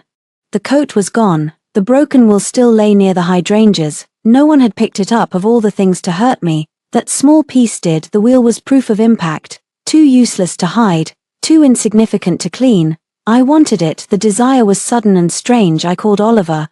"Can someone retrieve the broken suitcase wheel?" There was a pause. He did not ask why. "I'll get it." Don't make a scene, Evie. I was born making scenes. Oliver. I'll behave adjacent. At noon, Daniels. Attorney sent Matthew a letter accusing me of interfering with Daniel's business, denying Vanessa lived in the marital home, and proposing a private mediation after Ridgeway closed. Attached was a revised separation agreement. This one was uglier. It requested confidentiality, mutual non-disparagement, maintenance of all current financial supports, and temporary exclusive occupancy of the marital residence by Daniel Mercer due to Evelyn Mercer's voluntary departure. Voluntary departure, I laughed. So hard. Nora looked alarmed. Voluntary departure. I said. Matthew's expression was stone. They're trying to turn the driveway into your choice. Can they? No. Oliver sent a video 5 minutes later. He stood on the public sidewalk outside the house. The camera angled down to the broken wheel in the grass near the edge of the driveway. He picked it up with gloved fingers and dropped it into an evidence bag. Then Vanessa's voice came from off-screen. What the hell are you doing? Oliver turned the camera. Vanessa stood near the gate in sunglasses, my cream sweater, and tight jeans. Daniel was not visible. Oliver's voice remained almost pleasant. Retrieving my sister's property. That is trash. Perfect. Then you won't miss it. You people are insane. Maybe, but we keep receipts. She stepped closer. Tell Evelyn that running to her brothers makes her look weak. Oliver smiled. It was not a kind smile. Funny, he said. Throwing another woman's suitcase made you look temporary. Vanessa's face changed. There it was. The wound under the performance. Temporary. She hated the word because she feared it. Oliver ended the video before she replied. Nora clapped once. Your brother is problematic but useful. He shouldn't have engaged. No, but I'm framing that sentence. An hour later. Vanessa posted nothing. That silence told me more than another provocation would have. At 2 p.m., Anna called again from Mercer Development. This time she sounded careful. Mrs. Mercer, I'm calling because Daniel asked me to prepare a statement about your support for Ridgeway. My body went cold. What statement? He said you were still committed to the project but needed privacy due to a personal health matter. A personal health matter. My hand tightened around the phone. Did he use those words? Yes. Did he put it in writing? He dictated notes. I haven't drafted it yet. Don't. A pause. Is that legal advice? No, it's a request from the person he intends to misrepresent. Anna lowered her voice. I didn't think it sounded right. Trust that instinct. Mrs. Mercer. Yes, I saw Vanessa in the office last week. She told Daniel he needed to secure the wife problem before gala night. The room around me narrowed. Would you be willing to tell my lawyer that? Silence. Then Anna whispered. I have a son. I need my job. I understand. I'm sorry. Don't be. Just don't write the statement. I won't. After we hung up, I sat very still. Secure the wife problem, not solve the marriage, not end the affair, not tell the truth. Secure the wife problem. I had become an obstacle in a transaction. By 4 p.m., Matthew had a sworn preliminary note from Anna stating only that she declined to draft any statement regarding my support without direct confirmation from me. It was cautious. It did not name Vanessa's words, but it showed resistance inside Daniel's office. At 5 p.m., James reported that 2 investors had requested one-on-one meetings with Daniel before the gala. At 5:30, Patricia called Matthew's office and demanded family mediation. At 6:15, Claire texted me. Claire, did Daniel really use your house for collateral? I stared at the message, then I replied, ask him. She sent nothing back. At 7 p.m., Nora arrived with makeup, garment bags, and the energy of a general preparing a queen for war. I hate that metaphor, I said when she said it aloud. Fine. Preparing a woman for a room full of liars. Better. She hung the 3 dresses across the suite. Black says funeral, she said. Ivory says innocent. But Vanessa will try to wear white or champagne because women like that think symbolism is a personality. Green says money, control, and you didn't come to disappear. I chose the green while Nora steamed the dress. I opened my old jewelry case. Daniel had given me many pieces over the years. Some I loved, some were gilt-wrapped in velvet. The diamond earrings Vanessa wore in the photo sat in my memory like a bruise. I did not choose diamonds, I chose my mother's emerald studs, small, real, mine. Before Daniel. Nora saw and nodded.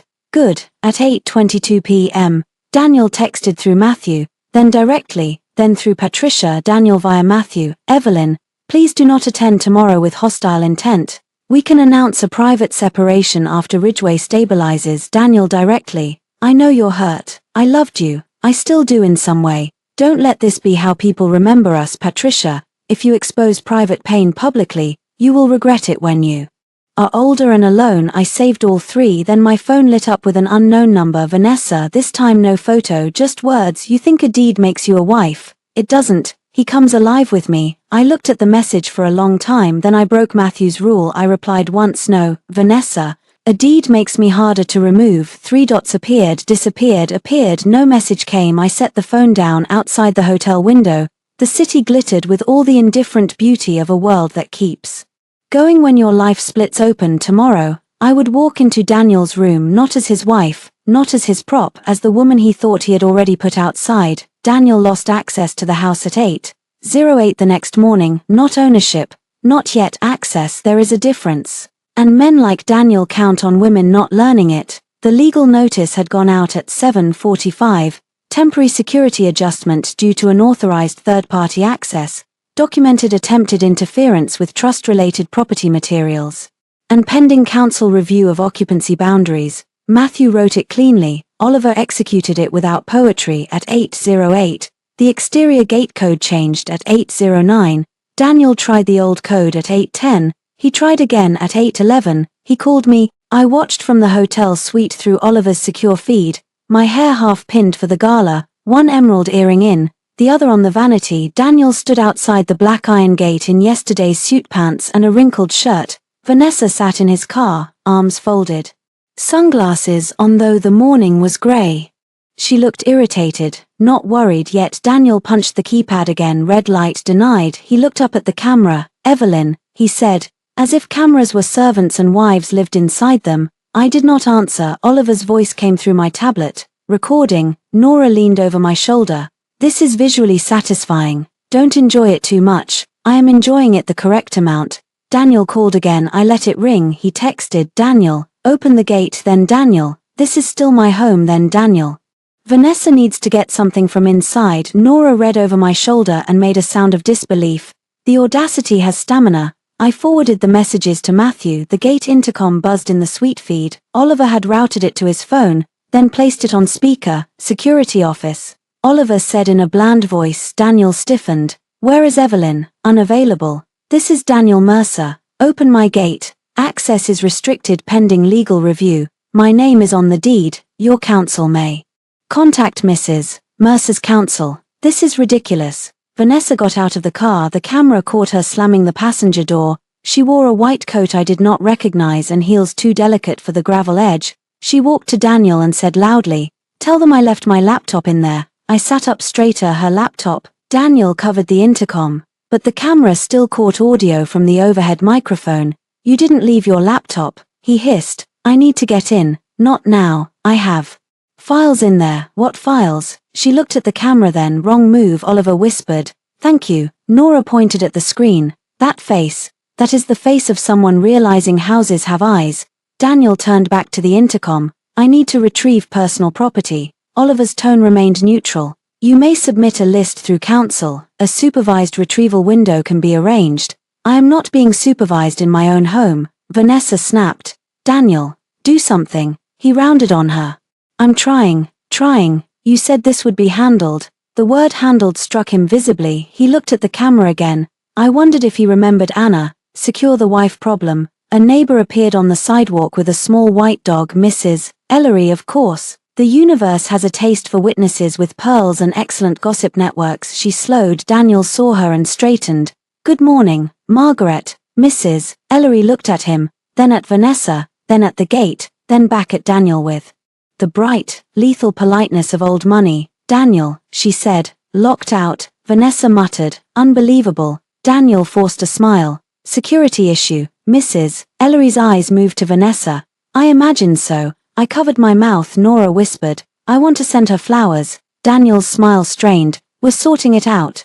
I'm sure Evelyn has everything well in hand. Mrs. Ellery said. Vanessa's face hardened. Mrs.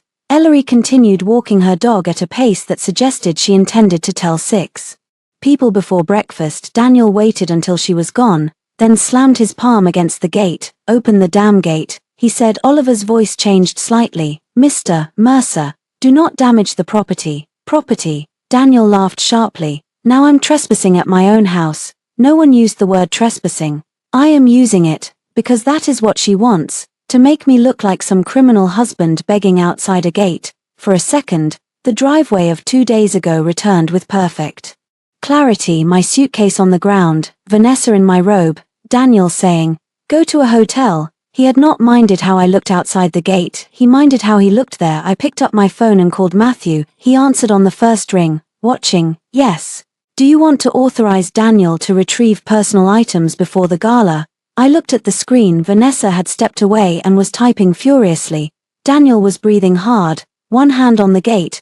The broken will was gone now, safely bagged. The hydrangeas moved gently in the morning wind. No, I said, not before the gala. Good. Is that your legal opinion? No, it's my brother opinion. Legal opinion is supervised access only, then supervised access later. I'll send the terms. I hung up on screen. Daniel's phone rang. He answered. I could not hear the other side, but his face told enough. Crestline. He turned away from Vanessa. No, Paul, it's a domestic access issue, nothing material. Vanessa watched him lie. Her expression changed, not because lying bothered her, because the lie sounded weak. Daniel paced along the gate. Evelyn will be there tonight. Yes, we're aligned on Ridgeway. This is being blown out of proportion. I laughed once. Nora glanced at me. You okay? No, but that was funny. Daniel continued. No. Do not delay anything until after the gala. I'll speak to her. She'll confirm. He looked toward the camera again for the first time.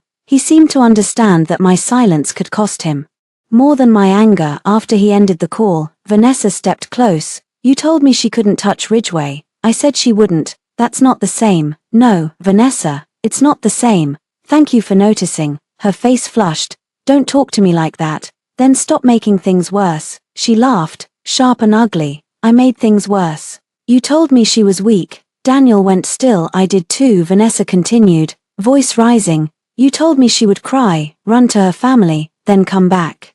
Because she couldn't stand being alone. You said the house was basically yours. You said she signed whatever you put in front of her. Nora whispered, oh, sweetheart, keep going. Daniel reached for Vanessa's arm. Get in the car. She yanked away. No, you promised me this wasn't going to be another one of your delays.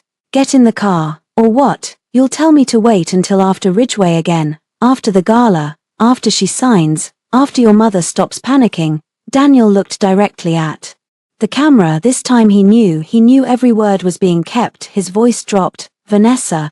Car, now. For 1 second, she looked triumphant, then she followed his gaze to the camera and understood. Her mouth closed. She got into the car. Daniel stood alone at the gate. He did not call again. He simply looked at the house beyond the bars. The house he had treated as his stage, shelter, asset, proof. The house that now refused him in front of his mistress, his neighbor, and the invisible woman he had thrown out. Then he got into the car and drove away. Nora exhaled. Well, that was an episode. Oliver sent the full clip to Matthew. James texted. Crestline just requested emergency documentation from Daniel. Today is going beautifully. I looked at myself in the vanity mirror. 1 emerald earring, half-finished hair, calm face, no ring. The woman looking back at me did not seem victorious. She seemed awake. At noon, Daniel's lawyer sent an angry letter alleging unlawful exclusion from the marital residence. Matthew responded with the video of Vanessa stating she needed to retrieve files, Daniel misrepresenting access, and Daniel's refusal to follow supervised retrieval protocol. Daniel's lawyer did not reply for 2 hours. That was a reply. At 2 p.m., Vanessa posted again, but this time the tone changed. No photo, just text over a black background. Some people use family money to control everyone around them. Truth comes out eventually. Nora studied it like an art critic facing bad composition. She's pivoting to victim. Will people believe her? Some. How many? Enough to sting. Not enough to survive documents. My phone buzzed. Claire, Mom is freaking out. Daniel won't answer me. Did Vanessa really say the house was basically his? I did not reply immediately. Then I typed. Ask Daniel why she believed that. Claire, you're enjoying this. Me. No, I enjoyed paying your rent less. She did not respond. At 4 p.m., I received an email from Anna's personal account. Subject, I'm sorry. Inside was one paragraph. Mrs. Mercer, I cannot be involved publicly right now, but I thought you Should know Mr. Mercer asked the marketing team to include you in tonight's donor remarks as my wife, whose belief in this project never wavered. I told them we needed written approval. He was angry. I'm sorry. I attached the draft. The draft opened with Daniel's planned speech. My wife Evelyn has stood beside me from the beginning. Ridgeway is a testament to family, loyalty, and the power of building something that lasts. I read it 3 times. Family, loyalty, lasts, words Daniel had emptied and arranged as decoration. Nora looked over my shoulder. He's baiting you. Into what? Either you sit there quietly and endorse him, or you react emotionally and he gets to prove instability. What's the third option? She smiled. You speak in documents. By 5:30, the plan was set. I would attend. I would not sit at Daniel's table. I would not interrupt his speech. I would not shout. If he used my name to imply support, Nora would signal the event AV team, whose lead technician happened to owe Oliver a favor from a corporate security job. Matthew would have a packet ready for key investors and counsel. James would notify Crestline of any misrepresentation in real time, and I would decide, in the room, how much truth Daniel had earned. At 6:15, I put on the green dress. Nora zipped it slowly. Too tight. No. Too soft. No. Ready. I looked at my bare ring finger. No. She met my eyes in the mirror. Go anyway. At 6:40, Oliver walked me to the car. He held a small evidence bag. Inside was the broken wheel from my suitcase. Why are you giving me that now? I asked. You wanted it. I didn't say I wanted it tonight. No, but tonight he's going to tell a room he built something lasting. I thought you might want to remember what impact looks like. I took it. It fit in my clutch, absurdly, like a charm from the worst kind of bracelet. At 7:05, my car pulled up outside the Ridgeway Charity Gala. Cameras flashed near the entrance. Donors, city officials, investors, and society people flowed through the doors in tuxedos and evening gowns. A large banner displayed a rendering of Daniel's project against a sunset. Mercer Development Presents the Ridgeway Renewal Initiative. Daniel stood near the entrance. Vanessa stood beside him in ivory, of course. Her smile faltered when she saw me. Daniel turned for 1 second. The entire evening paused between us. He looked at my dress, my earrings, my empty hand, then his eyes dropped to my clutch. He could not know what was inside. Not yet. I smiled, not warmly, not cruelly, precisely. Then I walked past him into the room he thought needed me. Silent. The gala ballroom glittered like a lie polished by professionals. Gold lights washed the walls.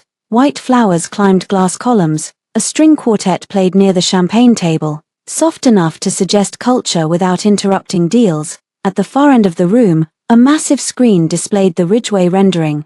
Clean walkways, restored brick facades, smiling families, green roofs, public art. Daniel knew how to sell redemption. Old neighborhoods renewed, forgotten blocks restored, historic structures given new purpose. He should have applied the same care to marriage. A young woman with a headset approached me near the entrance table. Mrs. Mercer, welcome. You're seated at table 1 with Mr. Mercer. No, I said. I believe there is a separate seat under Hart. Her eyes flicked to the chart, then widened slightly. Yes, of course. Table 7, Nora had arranged that. Table 7 sat close enough to the stage to see everything, far enough from Daniel to deny him the image he wanted. I walked there slowly, aware of faces turning. Some people smiled with polite confusion, some looked curious. A few looked thrilled in the way society people do when scandal arrives, wearing good tailoring. Mrs. Ellery was there, of course she was. She sat at table 6 in pearls and silver silk. When I passed, she touched my arm lightly. Evelyn, she said, you look well. I'm trying. Her eyes softened. That counts. Then, lower, the gate looked very secure this morning. I almost laughed. It is good. That one word steadied me more than it should have. At table 7, Nora sat to my right. Matthew, officially my counsel and unofficially my brother with murder in his posture, sat to my left. James was across from me, speaking quietly into his phone. Oliver stood near the back wall in a black suit, pretending not to be security and failing because he looked like he wanted to tackle the entire room. Daniel watched from near the stage. Vanessa touched his arm. He did not look at her. Good. Let her learn the chill of competing with consequences. The first half hour passed in murmurs. People approached me carefully. Evelyn, so lovely to see you. I didn't know you'd be attending. How exciting for Daniel. You must be so proud. That last one came from Paul Reardon of Crestline Capital. a silver-haired man with careful eyes and a financier's handshake. Mr. Reardon, I said, please, Paul, Daniel speaks highly of your support. Nora's foot touched mine under the table. I smiled. Then Daniel should be more precise. Paul's expression did not change, but his attention sharpened. Precision is always appreciated. Matthew leaned in. Mr. Reardon, my office sent documents this afternoon clarifying Mrs. Mercer's individual position. I saw the notice. Good. Paul looked between us. I hope tonight won't become uncomfortable. I looked toward Daniel. He stood beneath the Ridgeway logo, accepting congratulations with Vanessa beside him like a woman waiting for a ring and a camera angle. I suspect that depends on Daniel, I said. Paul nodded once and left. Nora whispered, that was elegant and threatening. My favorite combination. I took a sip of water. My mouth was dry at 8:15. The dinner began at 8:42. The first donor speech praised Daniel's vision at 8:57. A city councilman spoke about public-private partnerships and trust. Trust, the word moved through the room without shame. At 9:10, Daniel took the stage. The applause was warm. He looked handsome under stage lights. He always did. Some men are built for podiums because distance flatters them. He placed both hands on the lectern and smiled. Good evening. Thank you all for being here. His voice was steady. I had heard him practice speeches in our bathroom mirror, in the car, in hotel rooms, in bed at midnight while I pretended not to be sleepy because he wanted an audience. I knew where he would pause. I knew when he would look down as if humbled. I knew when his voice would roughen at the mention of family. It hurt that I still knew. Ridgeway began as a project, he said. But for me, it became something more personal. It became a promise that what has been neglected can be restored, that what has been doubted can become beautiful again. Nora murmured, oh, he's good. Yes, I said. That was always the problem. Daniel continued, no one builds alone. Every structure has foundations that people never see. Partners, friends, family, the people who believe before the world applauds. His eyes found me. The room followed. There it was, the setup. My wife, Evelyn, he said, voice softening, has stood beside me from the beginning. Matthew's hand became still beside me. Nora looked at me. James stopped typing. Daniel continued, because arrogance is momentum. There have been rumors this week, personal matters twisted into business speculation. But Evelyn and I know that real commitment is not measured by gossip. It is measured by loyalty when things are difficult. A murmur moved through the room. My face remained calm. Inside, something ancient and tired stood up. He had done it. He had used my name. He had called my silence loyalty. Daniel looked at me with the smallest plea in his eyes. Not love. Instruction. Stay seated. Be useful. Be my wife one more time. I reached into my clutch and touched the broken suitcase wheel. Small, hard, real. Nora leaned close. Your call. I stood. The room shifted. Daniel stopped mid-breath. I did not walk quickly. I did not storm. I moved between tables with my shoulders back and my empty left hand visible. The stage stairs were to the side. A staff member looked uncertain until Oliver appeared beside him like a shadow. The staff member stepped away. Daniel's smile froze as I reached the lectern. The microphone caught my voice when I said, you used my name. He covered the mic with his hand. Evelyn, don't. That advice is late. He glanced toward the audience. This is not the place. It became the place when you made me part of your speech. He leaned closer, voice low. You'll regret this. No, I said. I regret the years before it. I turned to the room. The ballroom was silent. 100 faces watched. Donors, investors, city officials, friends, enemies. People who had eaten at my table. People who had praised Daniel's devotion. People who had read gossip and decided I was probably difficult. My voice did not shake. Good evening. I'm Evelyn Hart Mercer. Since my husband chose to reference my loyalty and support tonight, I need to clarify the record. Daniel whispered. Stop. I did not. I do not currently support Ridgeway in any personal financial capacity. I have revoked all informal and formal authorization for my assets, trust distributions, household liquidity, or property interests to be represented as support for Mercer development. The room changed, not loudly, a collective adjustment. Chairs, breath, eyes moving. To Paul Reardon, to Daniel, to Vanessa. Daniel stepped toward the microphone. Evelyn is upset about a private matter. I turned to him. Would you like to define the private matter? His face hardened. I looked back at the audience. 3 days ago, Mr. Mercer's consultant and romantic partner, Vanessa Cole, threw my suitcase onto the driveway of the marital home while wearing my robe. A gasp came from somewhere near table 4. Vanessa stood near the front, ivory dress bright under the lights. Her mouth opened. Daniel said, "That is not relevant to Ridgeway. Then you shouldn't have built your financing story on my loyalty." Nora moved near the AV table. The screen behind me flickered. Daniel saw it and turned. "No." The video began. Vanessa on the porch, my coat hitting the driveway, the suitcase following, her voice clear through the ballroom speakers. "You should have packed earlier. Daniel told me this would be easier if we avoided a scene." Then Daniel's voice, "Don't make this worse." The room watched my humiliation from above. I watched them watch it. That was the strangest part. The event itself had wounded me. The replay freed me. Maybe because the shame finally left my body and moved where it belonged, onto them. The clip ended before Ridgeway. Matthew had chosen carefully, enough truth, not clutter. Daniel's face had gone grey. Vanessa's hands curled at her sides. I returned to the microphone. That was the driveway of the marital home Daniel just described as a foundation of loyalty. Paul Reardon stood slowly. Daniel noticed and panicked. "Paul, this is a domestic dispute," he said. Paul's expression was unreadable. "It appears to involve representations made to lenders." Matthew rose from table 7, buttoned his jacket, and distributed sealed packets to Paul and 2 other legal representatives. Dana, who had appeared silently at some point, handed packets to additional counsel. Nora whispered to the AV technician. The screen changed. "Not video now. Documents. Revocation of authorization. Property ownership summary. Notice of denied third-party access to trust-related residential documents, a redacted email referencing spousal acknowledgement and Ridgeway collateral conversation."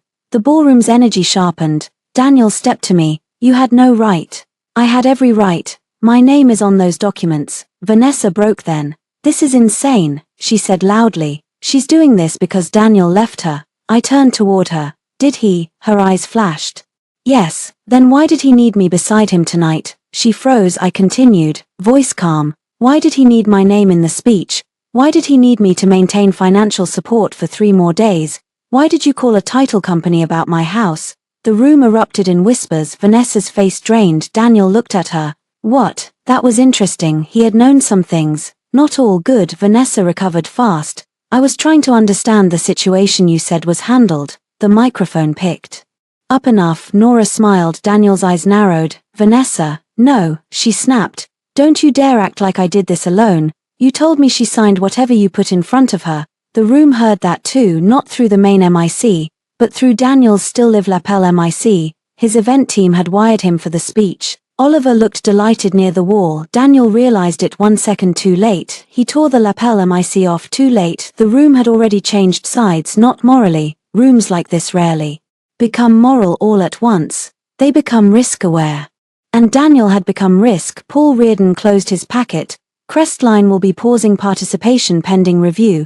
Daniel stepped down from the stage. "Paul, wait." Another investor stood.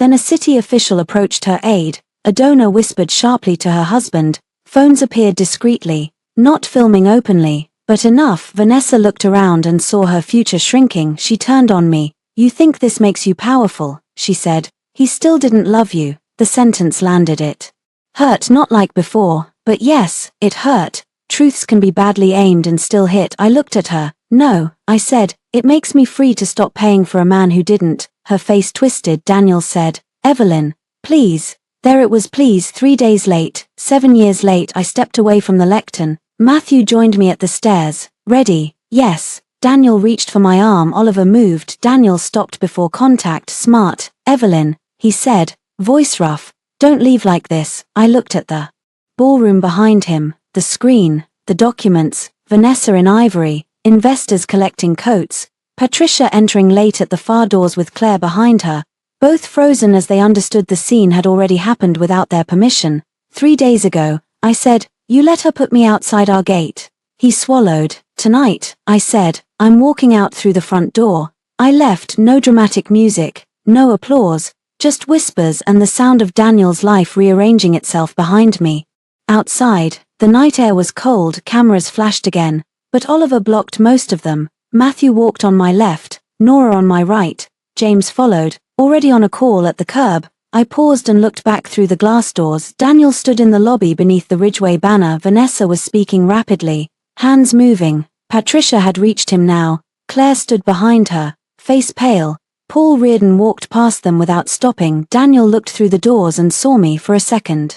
There was no crowd, just the man at the door and the woman outside. A reversal, but not the final one. My phone buzzed. Daniel. Wait, I turned it off. Where to? Oliver asked. I looked at the city, then at the road leading north, toward the house. The gate, I said. Matthew looked at me. Tonight? No, not yet. Daniel needed time to arrive at the place he had made for me 3 days ago. I had stood outside with my suitcase. Tonight, he would learn what waiting felt like. Daniel reached the gate before I did. Of course he did. Men like Daniel believe arrival is control. If they get to the door first, they think they own the conversation waiting behind it. The gala collapsed behind him in stages. James called it in updates while I sat in the back of Oliver's car, dress gathered around my knees, emerald earrings still in, broken suitcase will in my clutch. Paul left, James said through the car speaker. Crestline paused, not killed, but paused. Investors, Matthew asked. 2 walked, 1 wants. Independent audit, city councilman's office is distancing. Nora, already managing press. No full video leaks from us. Short statement only if needed. Oliver drove without speaking. Streetlights moved across the windshield in clean white bands. My phone remained off. That felt more powerful than blocking Daniel. Blocking was reaction. Off was absence. Matthew's phone buzzed. He glanced down. Daniel's counsel requests immediate private discussion. No, he says Daniel is willing to discuss separation terms. No, he says Daniel is in distress. I looked out the window. Where was his distress when my suitcase broke? Matthew did not answer. Good brother. As we neared the neighborhood, my body began remembering before my mind could instruct it not to. The turn by the stone church, the row of sycamores, the bakery where Daniel bought almond croissants on Sundays when we were still pretending Sunday meant rest, the uphill curve leading to the Mercer residence. No, the Hart Mercer residence. No, my house. Legally complicated but emotionally clarified. Oliver slowed before the final turn. You sure? No. He nodded and kept driving. At the end of the street, the gate came into view. Daniel stood outside it. He had lost his tie. His white shirt was open at the collar.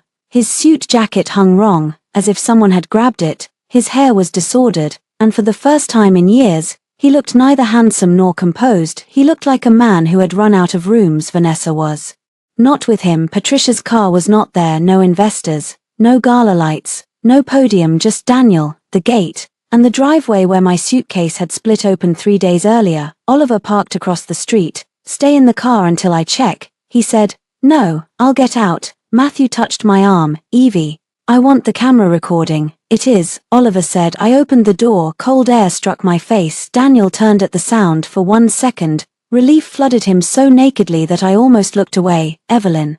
I walked to the gate but did not open it. The bars stood between us. That mattered. You turned your phone off, he said.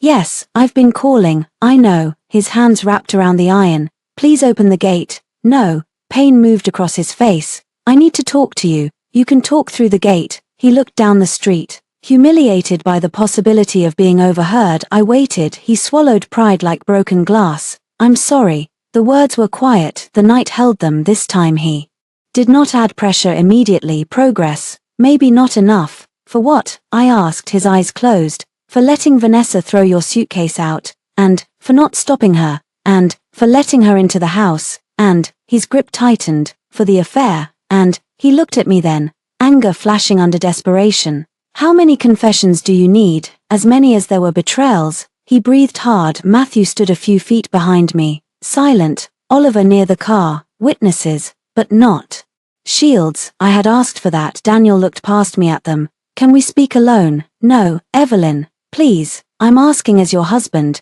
You stopped being my husband at this gate. His face tightened. That's not true. No, what would you call the man who watched another woman throw his wife's clothes outside? I was angry. I was overwhelmed. Vanessa pushed. Don't. He stopped. I am not here to listen to you outsource your choices. He looked down. A car passed slowly. Daniel turned his face away. Shame colored his neck. Good, let him meet the street. Evelyn, he said, voice rough. Ridgeway is falling apart. There it was, the real emergency. I know. Crestline paused. Paul won't take my calls. 2 investors walked out.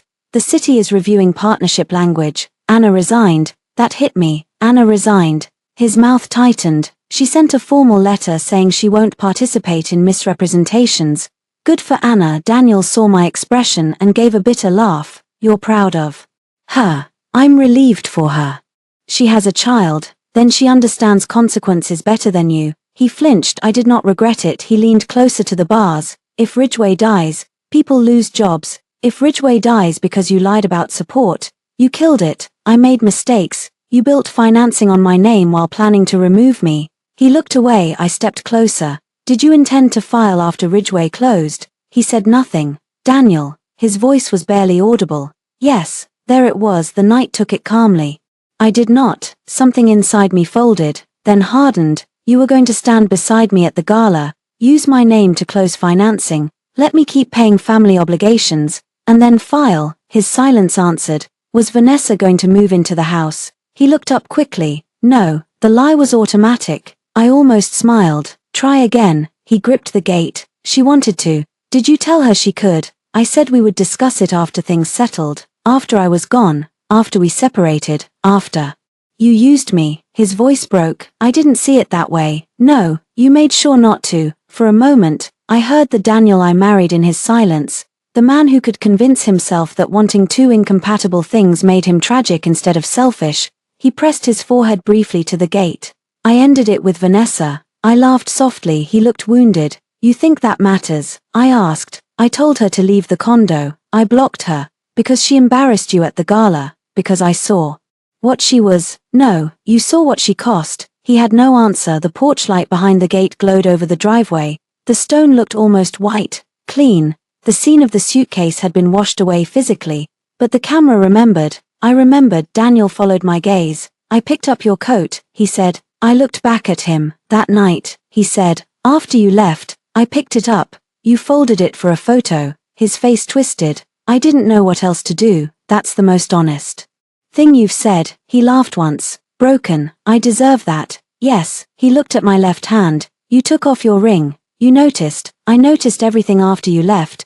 The old me would have bled for that line. The new me heard the grammar after. You noticed because the cards stopped. The bank called. The gate locked. The investors left. Vanessa turned on you. And your mother asked questions. His eyes filled, though no tears fell. That's not fair. Fair was inside the house with my suitcase. He stepped back as if struck. For a long moment. Neither of us spoke. Then he said, what do you want me to do? Communicate through counsel? No, Evelyn. What do you want me to do as a man who hurt you? That question should have come before the suitcase, before the contract, before the gala, before Vanessa learned where my earrings were kept. I want you to stop trying to convert remorse into access. He stared at me. I want you to stop using apology as a key. His hands slowly fell. From the gate behind me, Matthew shifted, but did not speak. Daniel's voice dropped. Are you divorcing me? Yes. Is there any path back? No. He looked at the house beyond the gate. You can say that tonight because you're angry. I'm saying it tonight because I'm clear. You loved me. Yes. That doesn't vanish in 3 days. No, I said. It vanished slowly. I only packed it fast. His face crumpled for half a second before he controlled it. I don't know who I am without you, he said. That hurt more than I expected because once, I would have mistaken it for love. Now I heard dependence. Then you should meet him, I said. Without my money. A car turned onto the street. Patricia's car, of course. She parked badly, half against the curb, and got out wearing a coat over what looked like her gala dress. Claire got out after her, pale and angry. Evelyn. Patricia called. Open this gate. I turned slowly. No. Patricia looked at Daniel, then at me. This spectacle has gone far. Enough. Your son is free to leave. My son is being destroyed, by his choices, by your brothers. I smiled faintly. Still easier than blaming him. Claire stepped forward. Her mascara was smudged. Daniel, Vanessa is posting. Daniel turned sharply. What? Claire held up her phone. She's saying you lied to her. That you told her Evelyn was unstable. That the house was yours. That Ridgway was secured. Daniel looked sick. Patricia snatched the phone from Claire. That woman is poisonous. She was part of Daniel's life yesterday, I said. Patricia glared at me. Do not, no, say it again. Say how temporary she was. Say how wives should survive affairs. Say how vulgarity isn't divorce. Patricia's face flushed. Daniel said, "Mom, stop." Claire rounded on him. "No, you stop. Did you use Evelyn's money for my rent?" He looked exhausted. "Not now. Did you? Family money is complicated." Claire laughed, high and disbelieving. "Oh my God." Patricia snapped. "Claire, no. Mom, you told me Evelyn liked helping. You said she wanted to be needed." I looked at Patricia. She looked away. There it was. Another small record corrected. Claire turned to me, anger and shame fighting across her face. "Did you pay my rent?" "Yes." "For how long?" 3 years. She stared. Daniel said. "Evelyn never minded." I looked at him. "You never asked." Claire's eyes filled with furious tears. "You told me it was from the family office." "It was," Daniel said weakly. "Her family office." No one answered. Patricia's mouth trembled, not with remorse, but with the collapse of social order. The Mercers had fed on me so politely they had forgotten there was a bill. Matthew stepped forward then. "Daniel," he said, "this has gone far enough for tonight. You and your counsel will receive formal divorce filings, property occupancy terms, financial separation notices, and preservation demands tomorrow morning." Daniel did not look at him. He looked at me. "Tomorrow morning," he repeated. "Yes." I said, "After 3 days." I understood then that he remembered the theme of his own cruelty 3 days ago. He told me to go to a hotel for a few nights. 3 days later, he stood outside the same gate. "I waited 3 days, he said. "So did I." The words left my mouth softly. Daniel closed his eyes. I turned away. "Evelyn," Patricia said, voice suddenly less sharp. "Please, you don't have to forgive him tonight. But don't close the family." I looked back at her. The family closed around me when Vanessa opened the door. Patricia had no answer. I walked toward Oliver's car. Daniel called after me once. "Not Evie, Evelyn." I paused but did not turn. "I did love you," he said for a moment. The street was very quiet. I believed him. That was the hardest part. I believed that in some limited, selfish, damaged way, Daniel Mercer had loved me. He loved my steadiness, my warmth, my usefulness, my family name, my forgiveness, my ability to make his life look complete. He loved the house lit from within. He did not love the woman enough to keep her off the driveway. "I know," I said. Then I got into the car. Oliver drove away. In the rearview mirror, Daniel stood outside the gate with his mother and sister behind him. Not abandoned exactly, not yet, but no longer centered. The gate stayed closed. The next morning, Daniel received 5 envelopes, 1 at his attorney's office, 1 at Mercer Development, 1 at the downtown condo, 1 by secure email, 1 hand-delivered to Patricia's house because Matthew believed in redundancy and emotional discomfort. The envelopes contained divorce papers, financial separation notices, property access terms, trust-related preservation demands, and a formal objection to any use of my name, likeness, assets, household support, or marital status in connection with Mercer Development. Matthew did not call it nuclear. He called it proportional. Daniel called it betrayal. His email arrived at 9:18 a.m. "After everything we built, this is how you end it." I read it while eating toast in the hotel suite. Actual toast, buttered, warm.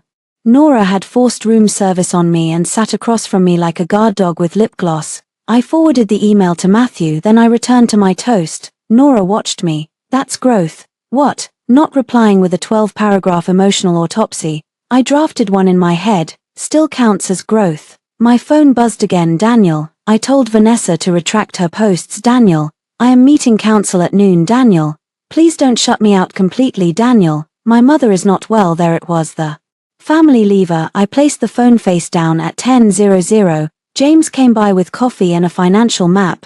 It looked like a murder board if the victim were Daniel's access to my life. "Status," he said. "Joint household account restricted. Your personal account secured. Supplementary cards closed. Family support payments terminated pending written request and your approval. Mercer Development exposure under review." Ridgway paused. "Not dead yet. Will it survive?" "Maybe. Smaller, more expensive." "Without your implied backing, Daniel needs real collateral or a partner who trusts him after last night. Does he have one?" James smiled. "Trust is less abundant today." "What about employees?" "Anna resigned. 2 others asked for references quietly. I'll help anyone who calls and isn't complicit." I looked at him. He shrugged. "I'm angry, not evil." At 11:30, Vanessa's public unraveling began. Nora found it first. She posted video. She said. I braced. It was a selfie video filmed in a car. Vanessa wore oversized sunglasses and the brittle expression of a woman discovering that being chosen by a liar does not make you special. I stayed quiet for too long, she began, which was impressive given that she had stayed quiet for approximately 9 seconds in this entire disaster. Daniel Mercer misled me. He told me his marriage had been over for years. He told me the house was his. He told me Evelyn was emotionally unstable and financially abusive. I believed him because I loved him. Nora paused the video. She's cutting bait. Will it work? Partly. Some people will sympathize. Some will ask why love wore your robe. She pressed play. Vanessa continued, voice trembling at all the right places. I never meant to hurt anyone. I was also manipulated. I laughed once. Nora nodded. There it is. The mistress to victim pipeline. The comments were mixed. Some called Vanessa brave, some called her shameless. Someone posted a screenshot of her wrong energy story. Someone else wrote, "Girl, you threw the suitcase by noon." Daniel's reputation had split into 3 public arguments: cheating husband, financially reckless developer, and man dumb enough to let 2 women produce evidence against him within 72 hours. That last one was my favorite at 12:40. Patricia called Matthew's office at 12:52. Claire called me. I answered because curiosity is not forgiveness. Evelyn, she said. Claire, I didn't know. About what? The rent, the cards, Mom's taxes, the medical bills.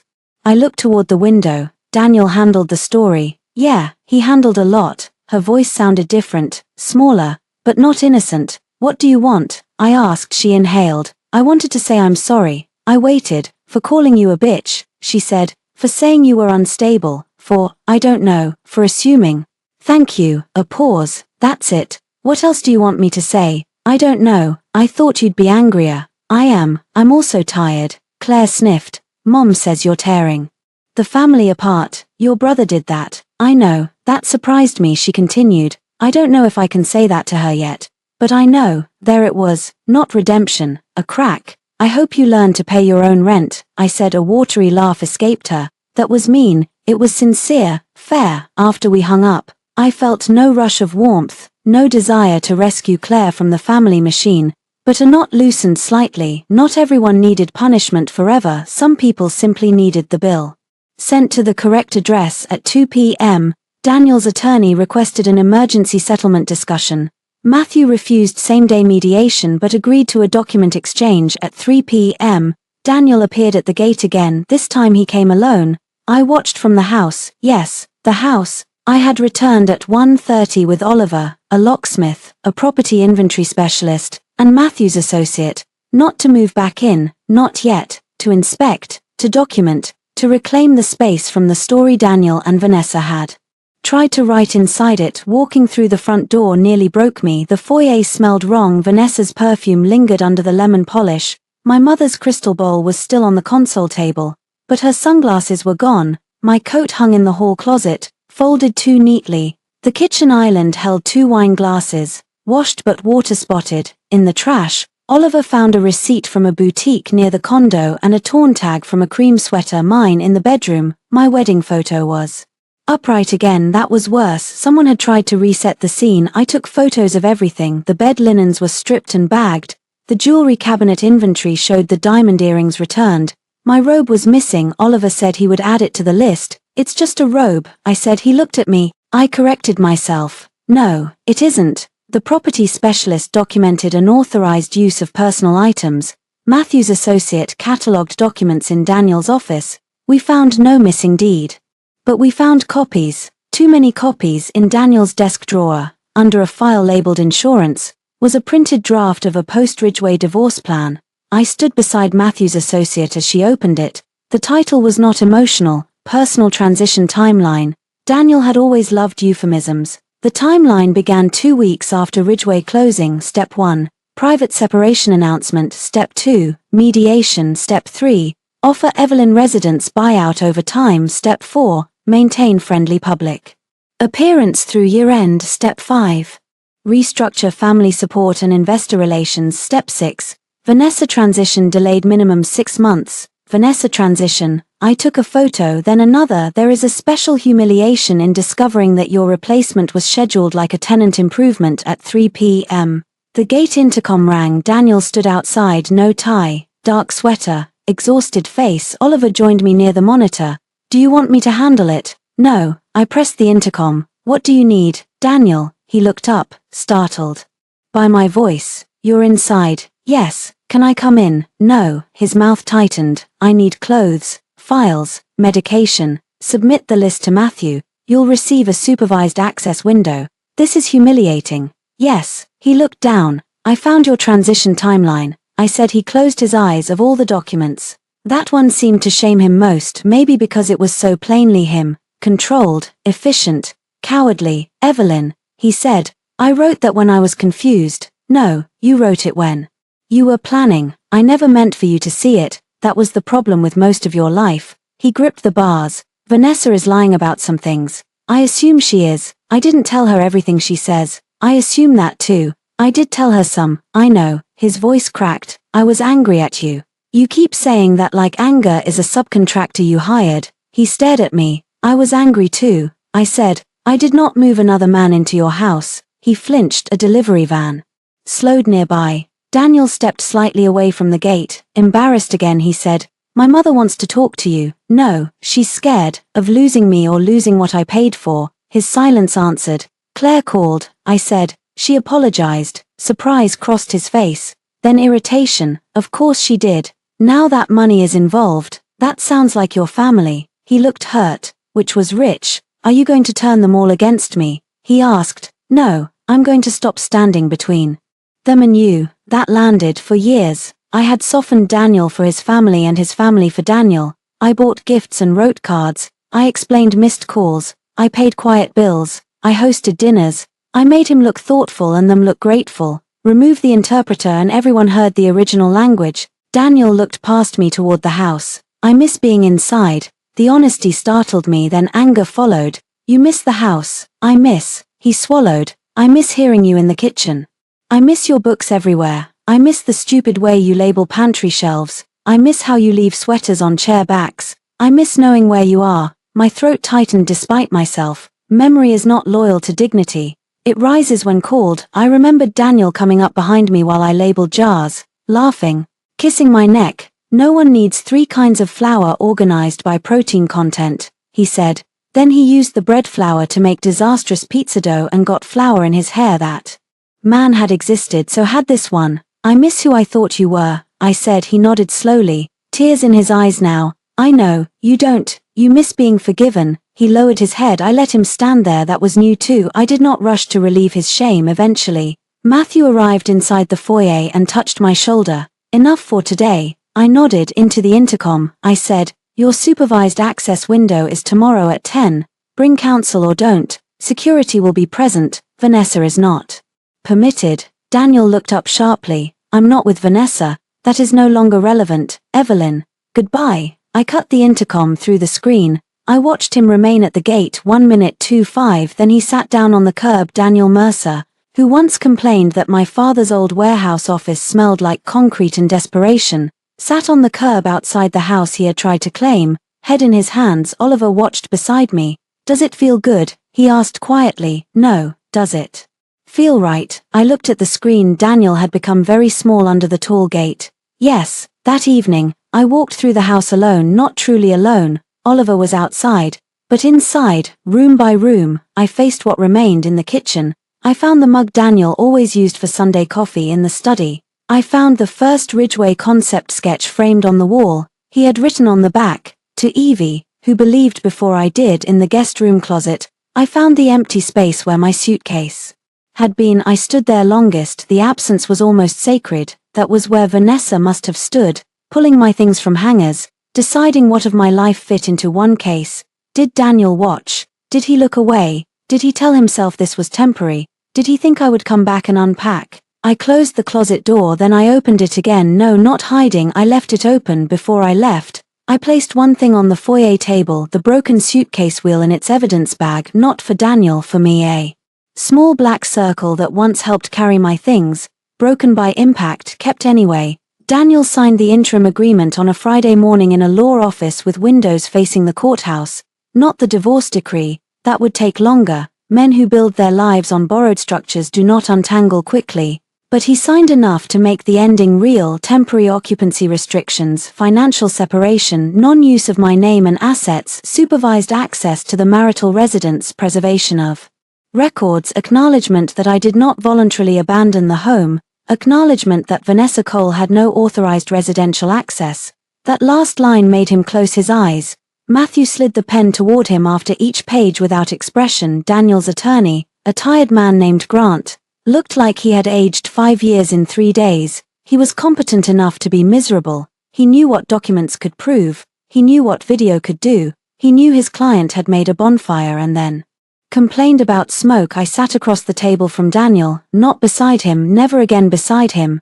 Daniel wore a dark suit and no wedding ring. I noticed. This time it did not wound me, it informed me. He signed page 7 and looked up. Evelyn, Matthew said, questions through counsel. It's not a legal question. Then it can wait. I touched Matthew's sleeve. Let him ask. Matthew leaned back, unhappy but silent. Daniel's eyes met mine. Was there any moment, he asked, when I could have stopped this? The room went quiet. I thought of many possible answers. When Vanessa first flirted, when he first lied, when he opened the condo, when he let her wear my robe, when he saw my suitcase in her hands, when he chose Ridgeway over truth, when he brought roses and a clause, when he used my name at the gala. But the answer underneath all those was simpler. Yes, I said, before I stopped asking you to. His face changed. That was the one he understood least. Daniel thought the end began when I took off my ring. But endings rarely begin with noise. They begin when a woman stops asking the same question because the answer has become obvious. Do you see me? Do you respect me? Will you choose us? Will you tell the truth? Will you protect me where you expect me to protect you? For years, I asked in 100 domestic dialects: dinner, silence, touch, bills, therapy, documents, holidays, forgiveness. He answered with absence. The suitcase was not the beginning, it was the translation. Daniel looked down. I did love you. I know, you keep saying that. Like it doesn't matter. It matters. It just doesn't change anything. His throat moved. That's cruel. No, that's the part one learned from loving you too long. Matthew's jaw tightened.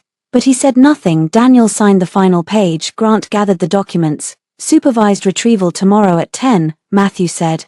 2 hours. Personal clothing, medication, clearly personal work items. No documents related to Ridgeway, Mercer Development financing, Hart Trust assets, property title, household financial records, or Mrs. Mercer's personal belongings, security present. Daniel nodded once. He looked exhausted enough to be honest.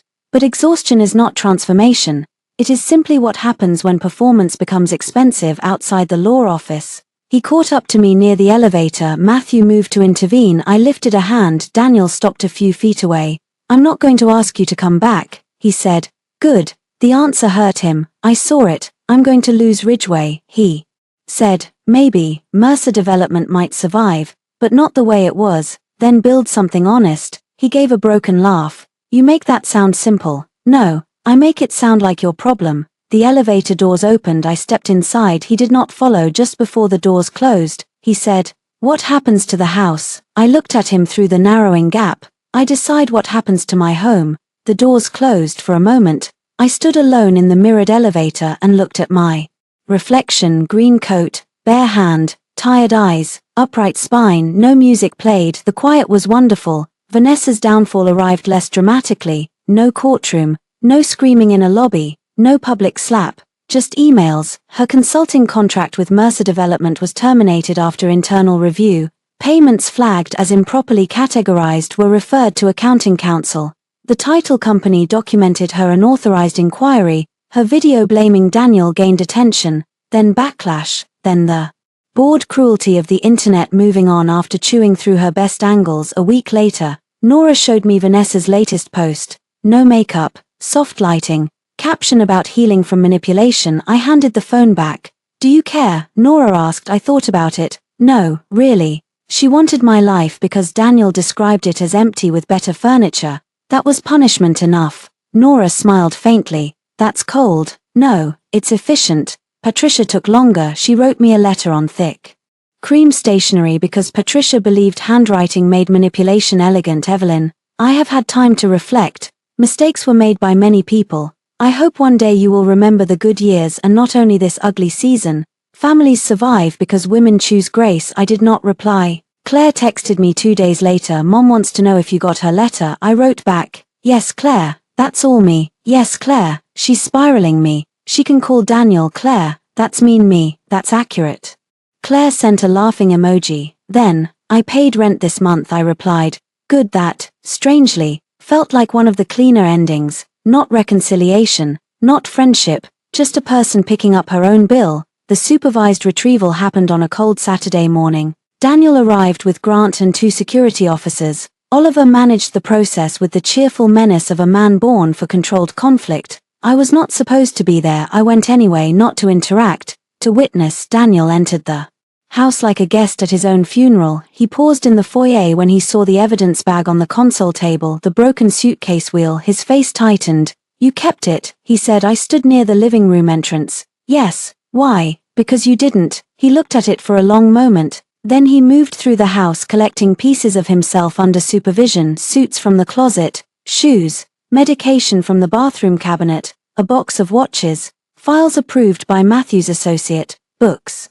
From the study, a framed photo of him with his father from Patricia's house. He reached for our wedding album once, then stopped. Can I take it? He asked. No, I said. His hand fell, not because I wanted it. I did not know yet what I wanted to do with those photographs. But I would not let him carry away the evidence of a marriage he had tried to edit in the bedroom. He stood near the stripped bed. I didn't sleep here after you left, he said. I looked at him. That's not virtue. I know. He looked around the room. She took the robe. I know. I'll replace it. No. His face tightened. You don't get to replace what you let her take. I said. The words landed between us. Not just about the robe. He nodded slowly. In the study, he found the framed Ridgway sketch to Evie, who believed before I did. He took it from the wall and stared at the back. I meant this when I wrote it. I know. I forgot. No, I said. You spent it. He closed his eyes briefly when the 2 hours ended.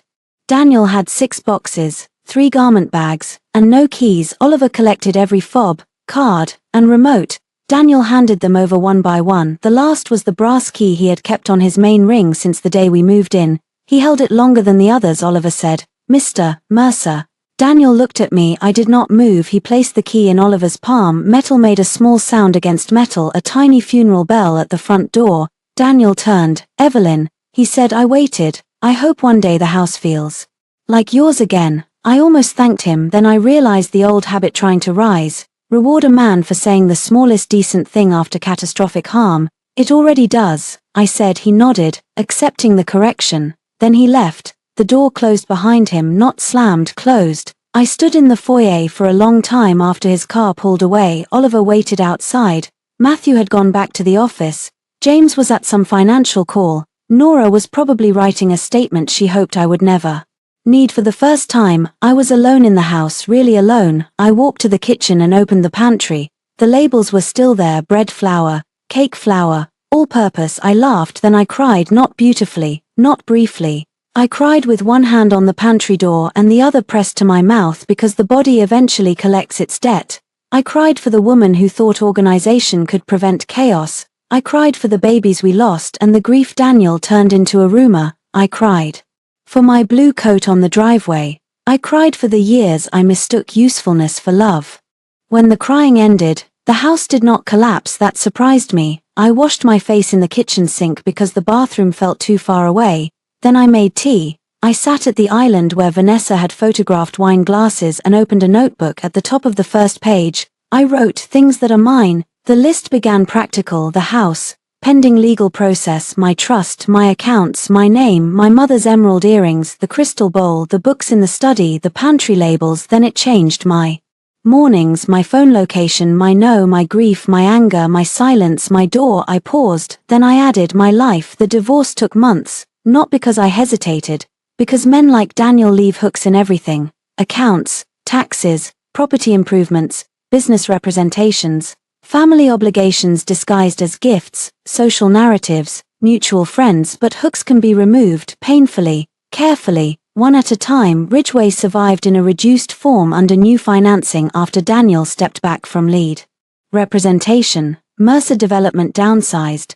Daniel sold the downtown condo. Crestline never publicly accused him of fraud, but the industry understood enough. Invitations thinned, calls slowed, people became cautious. Cautious is what polite circles call distrust. Vanessa moved to another city according to Nora, or said she did. I did not check. Patricia stopped writing after her third unanswered letter. Claire occasionally texted proof of adult life, a rent receipt, a photo of a cheap bookshelf. She assembled herself, a complaint about learning insurance terms. I replied when I wanted to, not from obligation, from choice. Daniel wrote once after the preliminary divorce terms were finalized, not an email, a letter. Evelyn, I am not asking you to change your mind. I know I lost the right to ask. I am writing because the house was never just walls to me. Even if I acted like it was an asset, you made it a home. I turned it into leverage. I am sorry for every moment I saw your love as something I could count on without caring for it. I hope you live well, Daniel. I read it at the kitchen island, then I placed it in a folder marked divorce. Not memory. Some apologies deserve to be kept, not reopened. On the day the divorce became final, I did not throw a party. Nora offered. Oliver suggested a bonfire. James offered to send Daniel a ceremonial invoice for emotional damages, which Matthew said was not a thing, and James said should be. Matthew simply asked, "What do you want?" I knew. Immediately I wanted the driveway cleaned, not because it was dirty. It had been cleaned many times since that day. Landscapers came, rain fell, cars passed. Life had tried to erase it, but I wanted to choose the erasure. So on a bright Saturday morning, I hired a crew to power wash the stone from the gate to the front steps. I stood there in jeans and a sweater, holding a mug of tea, while water swept across the place where my suitcase had split open. Oliver stood beside me with sunglasses on. "Symbolic," he said. "Too much." "No, I like obvious healing. Saves time." Matthew arrived with pastries. James arrived late with champagne, because subtlety had never been his field. Nora brought flowers, not white roses, yellow tulips. Mrs. Ellery walked by with her dog and raised a hand. "Beautiful morning," she said. "It is," I replied when the crew finished. The driveway looked almost new. I walked to the hydrangeas. They had survived the broken wheel. I knelt and touched the leaves behind me. The gate stood open, not carelessly, not because anyone could enter, because I had opened it. That was the difference. My house no longer needed to prove it could keep Daniel out. I no longer needed to define freedom by his distance. I stood, turned, and looked at the front door. For years, I had thought dignity was something a husband gave you by choosing you publicly. I had been wrong. Dignity was the hand that picked up the phone instead of the suitcase, the signature that revoked access, the voice that said no through a gate, the woman who kept the key. Later that evening, after everyone left, I placed the broken suitcase wheel in a small box and put it on the top shelf of my study closet. Not displayed, not hidden, kept. Then I locked the door, made tea, and sat by the window as the house settled around me. My phone was quiet. My ring finger had lost its pale mark outside. The driveway held only moonlight, and this time, nothing of mine was on the ground.